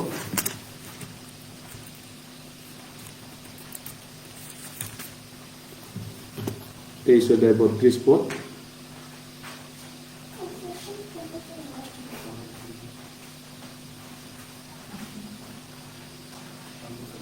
জিহুৱাই কৈছে, চোৱা, যি ভাৱবাদীবোৰে নানা মিছা সপোন প্ৰচাৰ কৰে আৰু সেইবোৰ কৈ সিহঁতৰ মিছা কথা আৰু অনৰ্থক অহংকাৰৰ দ্বাৰাই মোৰ প্ৰজাবিলাকক ভ্ৰান্ত কৰে, সেই ভাৱবাদীবোৰৰ মই বিপক্ষ, কিয়নো মই সিহঁতক পঠোৱা কি আজ্ঞা দিয়া নাছিলো। এই হেতুকে সিহঁতে এই প্ৰজাবিলাকক সমূলি উপকাৰ নকৰিব, ইয়াক জিহুৱাই কৈছে। গতিকে মিছা ভাৱবাদী বাক্য আৰু মিছা ভাৱবাদীৰ কথা কৈছে। মিছা ভাৱবাদী বিলাকক ঈশ্বৰে ইয়াত কৈছে, জিৰিমিয়াৰ সময়ত ইজৰাইলত বহুত মিছা ভাৱবাদী আছিল।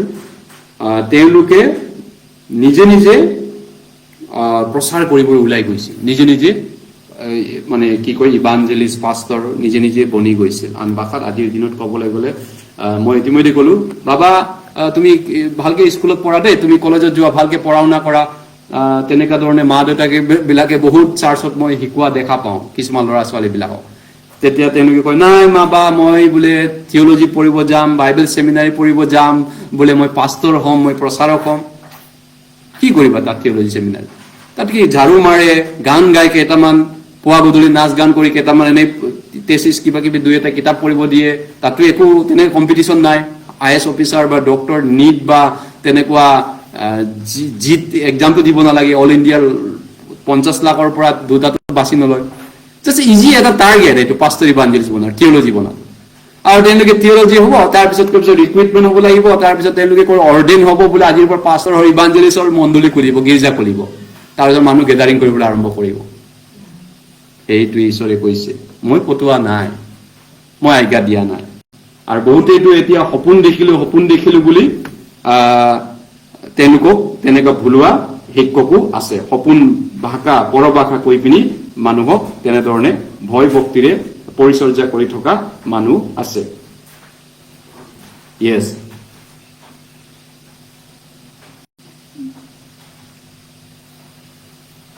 এনে স্থলত আমি এই বিপদৰ পৰা আমি কেনেকে বাচিম?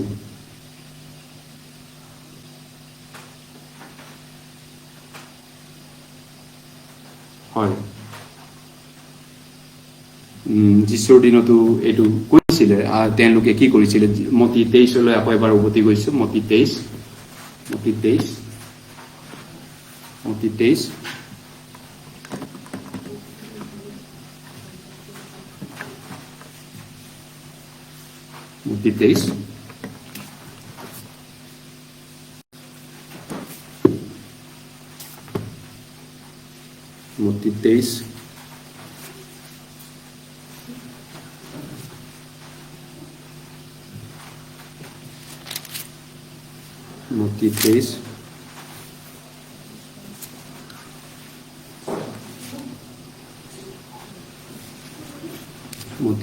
অধ্যায়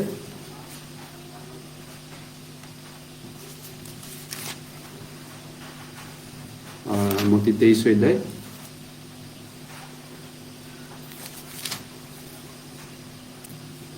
Yes, 23 অধ্যায়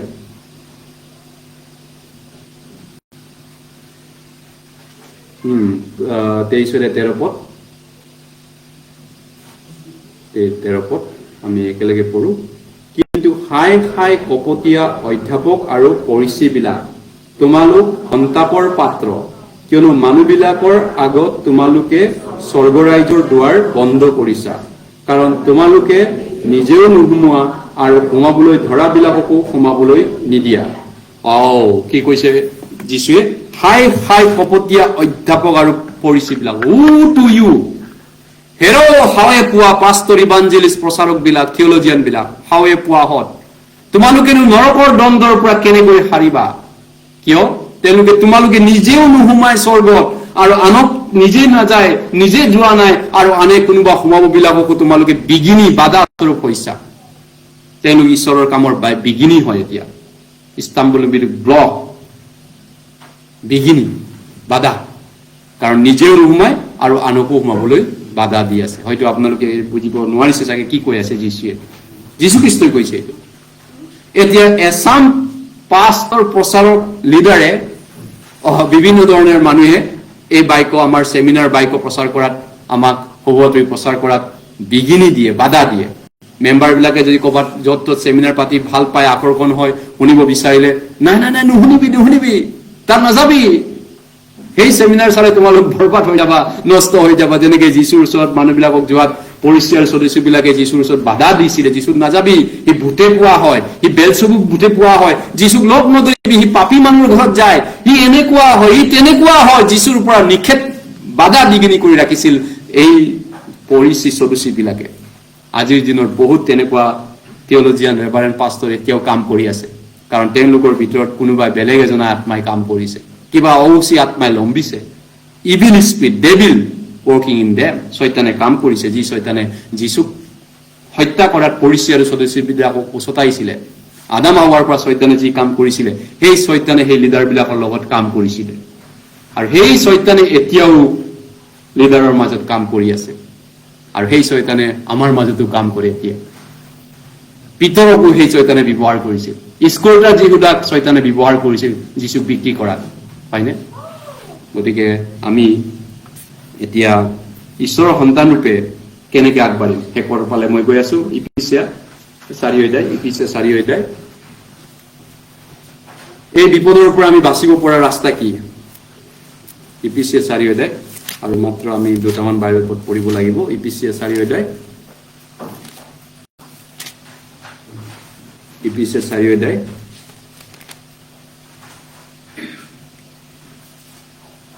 ইফিছিয়া 4 অধ্যায়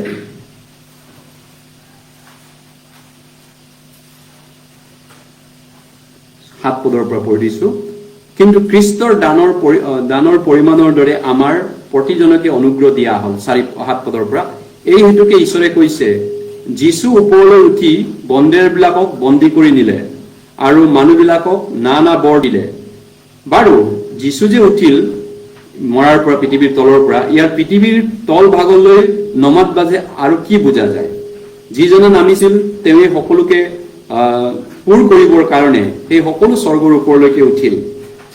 আৰু যেতিয়ালৈকে আমি সকলোৱে ঈশ্বৰৰ পুত্ৰ বিষয়ে বিশ্বাসৰ আৰু জ্ঞানৰ ঐক্যত মিলি সিদ্ধপূৰণৰ অৱস্থা অৰ্থাৎ খ্ৰীষ্টৰ পৰিপূৰ্ণতাৰ বয়সৰ পৰিমাণ নাপাওঁ, তেতিয়ালৈকে পৰিচৰ্যা কৰ্ম সাধন কৰিবলৈ আৰু খ্ৰীষ্টৰ শৰীৰ বৃদ্ধি কৰিবলৈ পবিত্ৰবিলাকৰ সিদ্ধিৰ অৰ্থে যীশুৱে কিছুমানক পাচনি, কিছুমানক ভাৱবাদী, কিছুমানক সুবাৰ্তা প্ৰচাৰক আৰু কিছুমানক ৰক্ষক আৰু শিক্ষক হবলৈ দিলে। ইয়াত কি কৈছে?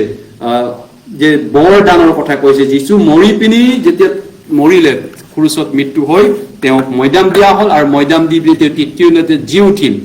জি উঠাৰ পিছত তেওঁ স্বৰ্গলৈ গ'ল, আৰু স্বৰ্গৰ পৰা 50 দিন মূৰত তেওঁ গিফ্ট বৰদান দিলে। হলি স্পিৰিট পঠাই পবিত্ৰ আত্মাৰ বিভিন্ন ধৰণৰ তেওঁৰ সাধুবিলাকক বৰদান দিছে, নতুন জন্ম পোৱা মণ্ডলীক বৰ দিছে, গিফ্ট।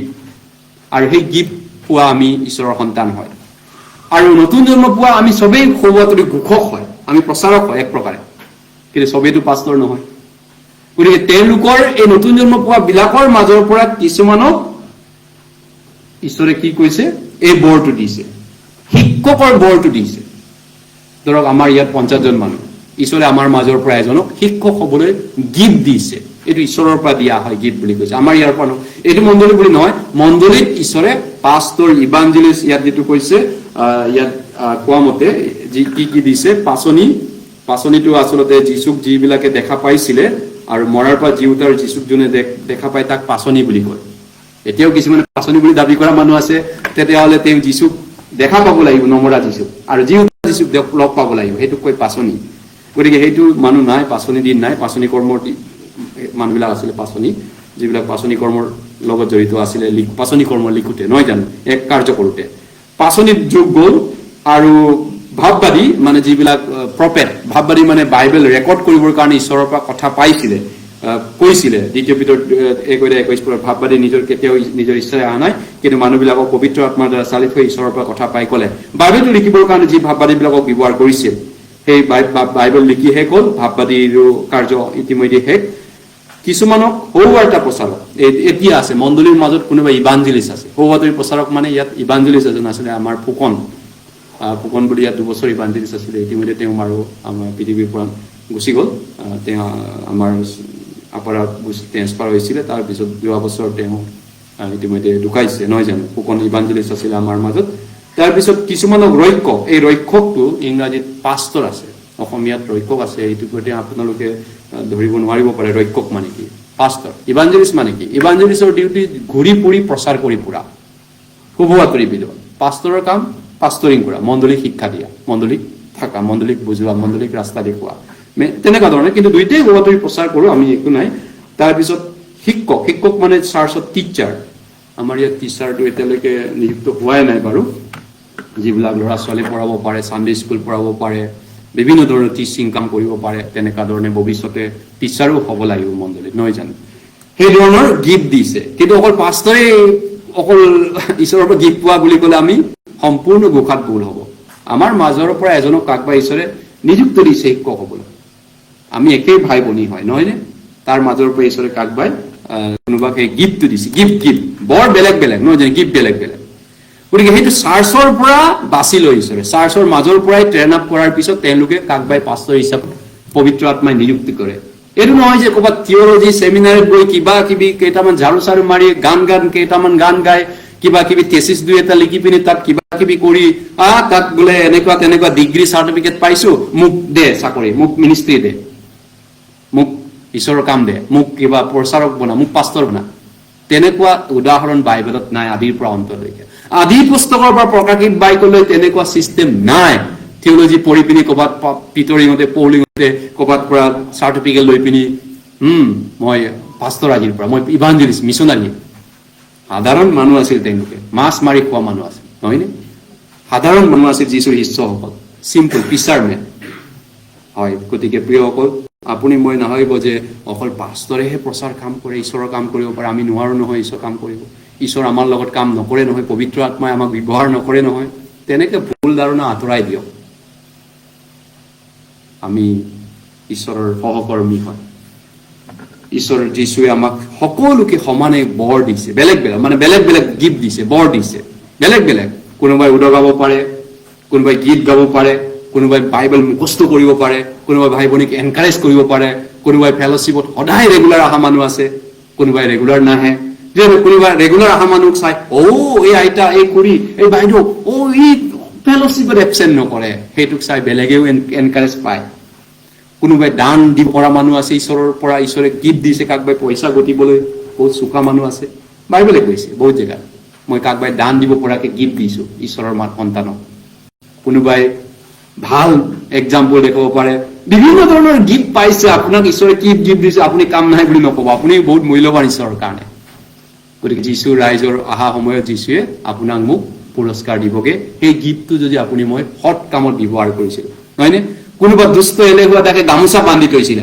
প্ৰভু আপুনি কঠিন মানুহ আপুনি মোক অলপহে দিছিলে গতিকে আপোনাৰ গিফ্টখিনি মই গামোচাত বান্ধি থৈছো আপুনি এইটো ঘূৰাই লওক যীশু অহা দিনাখন তেওঁক কি ক'ব হেৰ দুষ্ট দাস বদমাছি তুমি যি জোকেৰে জুকিছা মই তোমাক সেই জোকেৰে জুকিম গতিকে তোমাৰ যি আছে সেইটো খাই পিনি তাক দি দিয়া যাৰ যা আছিলে তাকে দিয়া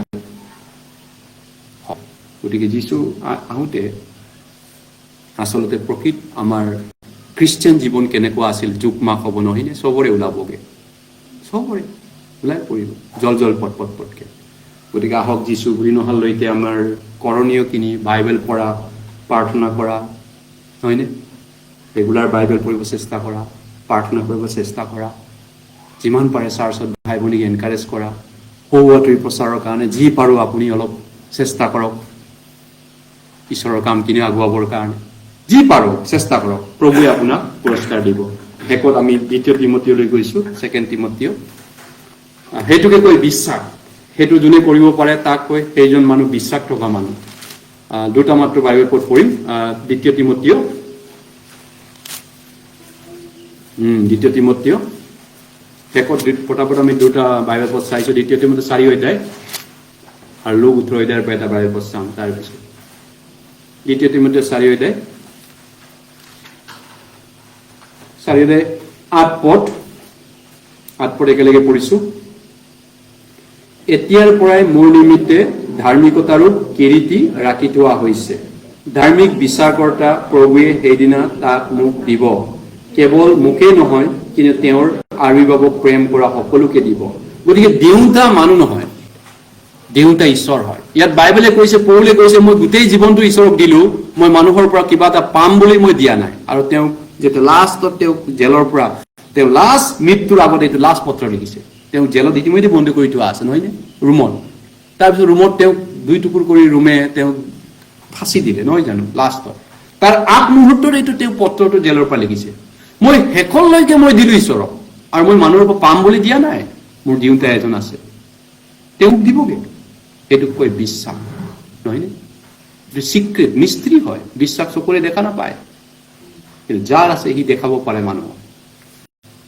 গতিকে ইয়াত কি কৈছে, ধাৰ্মিকতাৰো কিৰীতি মোক দিম বুলি কৈছে। ধাৰ্মিকতাৰো কিৰীতি, মুকুট। মুকুটৰ কথা যদি চাওঁ, আমি ভাৰত গৌৰৱ, ভাৰত মুকুট, বিশ্ব গৌৰৱ, মুকুট বহুত ধৰণৰ মুকুট আছে। বাইবেলতো বহুত ক্ৰাউন আছে, কিৰীতি আছে, কিন্তু এইটো ধাৰ্মিকতাৰ ক্ৰাউন অফ ৰাইচিয়াছনেছ। কেনেকুৱা হ'ব এই ক্ৰাউনটো মই অৱশ্যে নাজানো একজেক্টলি কেনেকুৱা হ'ব। জীৱনৰ ক্ৰাউন আছে, লাইফ, ক্ৰাউন অফ লাইফো আছে। পৰাশিত বাক্য 2:2 কোৱা মতে ধাৰ্মিকতাৰো কিৰীতি আছে, কিন্তু এইটো ক্ৰাউন, তেনেকুৱা যদি বিশ্বৰ বিজয়ী বুলি ক্ৰাউন যদি স্বৰ্গত পিন্ধিব দিয়ে, এইজন মোৰ মহান হয়, সেইটো অনন্তকাল গৌৰৱটো থাকিব, নহয় জানো, চিৰজীৱন গৌৰৱটো থাকিব। গতিকে যীশু আহি দিব, কিন্তু আমি বিশ্বাসত থাকিব পাৰিমনে? লোক উত্তৰ এটাই শেষত যীশুতো তেওঁ বিশ্বাস ৰাখিব, আমি পাৰিমনে বিশ্বাসটো থাকিব শেষলৈকে? আমাৰ বিশ্বাস থাকিবনে? সেইটোৱে বাইবেলে কৈছে। যীশুৱে কিবা এটা কৈ গৈছিল লাষ্ট লোক উত্তৰ এটাত কৈছে, মই দিম, মই ৰেডি আছো, কিন্তু তোমালোক পৃথিৱীত মই বিশ্বাস পামনে? মই যেতিয়া আহিব পৃথিৱীত বিশ্বাস পামনে? এইটো কথা লোক উত্তৰ এটাই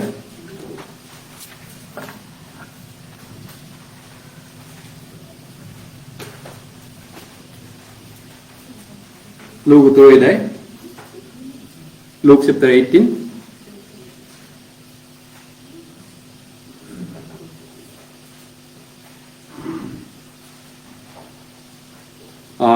Hatpot,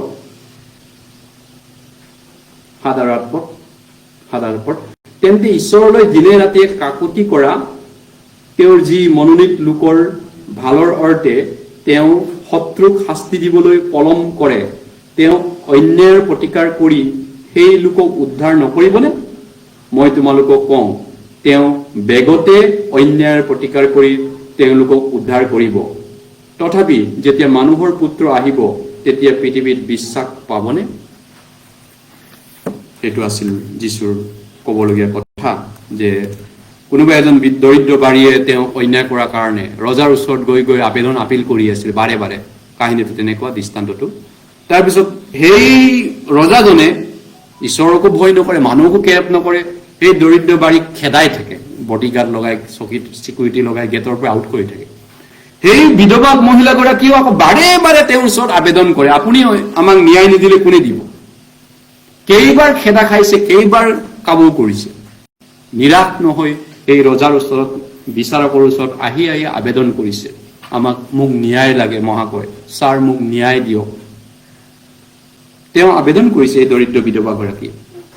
আৰু শেষত এই ৰজাই চিন্তা কৰিছে, বাৰে বাৰে মোক দিগদাৰ দি আছে, বাৰে বাৰে আমনি কৰি আছে, মই খেদা দিছো, ভাগাই দিছো এই মহিলাগৰাকীক, তথাপিতো মোৰ ওচৰত আবেদন কৰি কাকুতি কৰি থাকে। গতিকে যদিও মই মানুহক কেৰেপ নকৰো, ঈশ্বৰলৈ ভয় নকৰো, যেন এই দৰিদ্ৰ বাৰীয়ে কি জানি ৰাস্তাত মোক গুচাই মাৰে বা মোৰ ঘৰত আহি ইমান বাৰে বাৰে কৈ আছে, নুশুনে। এই ঈশ্বৰত ভয় নকৰা এনেকুৱা ৰজাও যদি মান্তি হৈছে, তেওঁৰ কাৰণে ন্যায়বান ঈশ্বৰে, তেওঁৰ সন্তানে দিনে নিশাই তেওঁৰ ওচৰত কাকুতি কৰি মিনতি কৰি থাকিলে, তেওঁ যদি বেগেৰে আহি অন্যায়ৰ প্ৰতিকাৰ নকৰিব, পত্ৰাপত মই কৰিম মোৰ সন্তানৰ কাৰণে, মই কৰিম, মই সহায় কৰিম, কিন্তু মইতো কৰিমেই।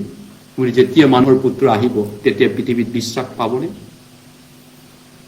হয়,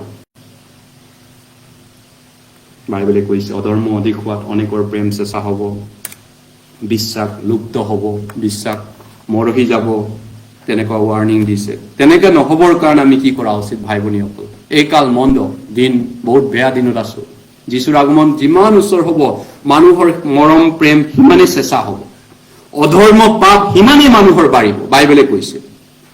সিমানেই মানুহ স্বাৰ্থপৰ হ'ব, সেলফ চেণ্টাৰ হ'ব, সেলফিছ হ'ব আৰু ধন লোভীয়া হ'ব, সিমানেই মানুহ জাগতিক হ'ব, সিমানেই মানুহ নিষ্ঠুৰ হ'ব, ক্ৰুয়েল হ'ব, মানুহ বহুত বেয়া লৈ যাব বাইবেলৰ মতে। এনে স্থলত আমি নিজক ৰাখিবলৈ আমাৰ নিজৰ শক্তি নাই। বাইবেলে কৈছে তোমালোক যীশু ঈশ্বৰৰ গুৰিত আমি একেলগ হৈ থকা, ফেলোশ্বিপ সহভাগিতা। ইব্ৰী 10:6 কৈছে পৰস্পৰে উদগোৱা, গোট খোৱা, যিমান ওচৰ হোৱা দেখা সিমান অধিককৈ গোট খাবা কৈছে বাইবেলে। এই গোট খোৱাৰ দ্বাৰা আমি প্ৰটেকশ্যন হ'ব পাৰোঁ। ছাতি এখনত যেনেকৈ আমি প্ৰটেকশ্যন হয় বৰষুণৰ দিনত, ফেলোশ্বিপত ঈশ্বৰৰ আশ্ৰয়ত আমি প্ৰটেকশ্যন হ'ব পাৰোঁ। ঈশ্বৰৰ লগতে ফেলোশ্বিপ, তাৰপিছত বাইকত হয়নে, তৰোৱাল, আত্মিক তৰোৱাল। য়েছ, ঈশ্বৰে আপোনাক আশীৰ্বাদ কৰক। আহক প্ৰাৰ্থনা কৰিছোঁ। দয়ালু মৰমীয়াল পিতৃ, তোমাক ধন্যবাদ দিছোঁ। আমি তেনেই নগণ্য, আমি তেনেই দুৰ্বল, অজ্ঞানী পিতা, আমাক ত্যাগ নকৰিব, আমাক এৰি নিদিব। যেনেকৈ অনেকে তোমাক এৰি দিছিল, তোমাক ত্যাগ কৰিছিল পুৰণা নিয়মত। লোট তেনেকুৱা আছিল, তোমাক বিদায় দিছিল মাজবাটৰ পৰা। ডিমা তেনেকুৱা আছিল, ঈশ্বৰক এৰি দিছিল। আৰু এনেকুৱা পৰিত্যক্ত ঈশ্বৰে কেতিয়াবা পেলাই দিয়া বিশ্বাসী যেন আমি নহওঁ, বৰঞ্চ ঈশ্বৰ, জীৱন্ত ঈশ্বৰ আমাৰ লগত থকা, আমাক উঠা বহাত আমাৰ লগত সহায় কৰোঁতা, আমি যেন তেওঁৰ লগত ফেলোশ্বিপত থকা, তেওঁৰ সত্য বাক্য, পবিত্ৰ আত্মাৰ নিৰ্দেশত চলা মানুহ হওঁ। তেওঁৰ মণ্ডলীত থাকি যেন তেওঁৰ পৰা আশীৰ্বাদ পাওঁ, তেওঁৰ আগমনৰ দিনলৈ যেন বিশ্বাসী হৈ থাকোঁ, আমাক দয়া কৰক।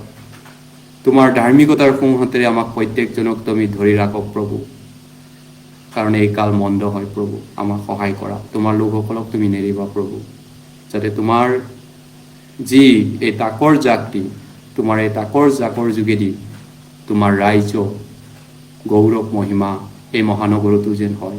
আশীৰ্বাদ কৰক এই গুৱাহাটী মহানগৰতো, যাতে তোমাৰ ৰাইজ আমি বঢ়াব পাৰিম। আমাৰ যোগেদি তুমি যেন পবিত্ৰ আত্মাই যেন কাম কৰে। মাৰ্চত আমাৰ যি 14-15 আমাৰ সৌবাতৰি প্ৰচাৰৰ কাৰণে যি কাৰ্যসূচী লৈছে, 14-15-16 তিনিদিনীয়া আমাৰ সেই সমাৰোহত তুমি আত্মা, তোমাৰ পবিত্ৰ আত্মা আমাৰ মাজত কাম কৰক। পবিত্ৰ আত্মা আমাক জাগৰণ দিয়ক। যিসকল আমাৰ মাজত এতিয়াও মৰি আছে আত্মাবিলাক, এই মাজতেই যিসকল ছাগলীবিলাক, সেইবিলাকক আমি কেনেকৈ ঈশ্বৰৰ সৌবাতৰি প্ৰচাৰ কৰিম প্ৰভু, দয়া কৰক। তেওঁলোকে যেন নিজকে তেনেকৈ বেয়া দৃষ্টিৰে নাভাবি ঈশ্বৰৰ মৰম দয়া বুলি যেন ভাবে, ঈশ্বৰৰ বাক্য যেন শুনে, অনন্তকলীয়া পতনৰ পৰা, ধ্বংসৰ পৰা যেন বাচে। তুমি দয়া কৰক, আমাক ব্যৱহাৰ কৰক, আমাক এক প্ৰেম, এক বিশ্বাস দিয়ক। এই প্ৰাৰ্থনা প্ৰভু যীশুৰ নামত কৰিছোঁ, আমেন। থেংক ইউ, ধন্যবাদ। ঈশ্বৰে মংগল কৰক সকলোকে সপ্তাহটো।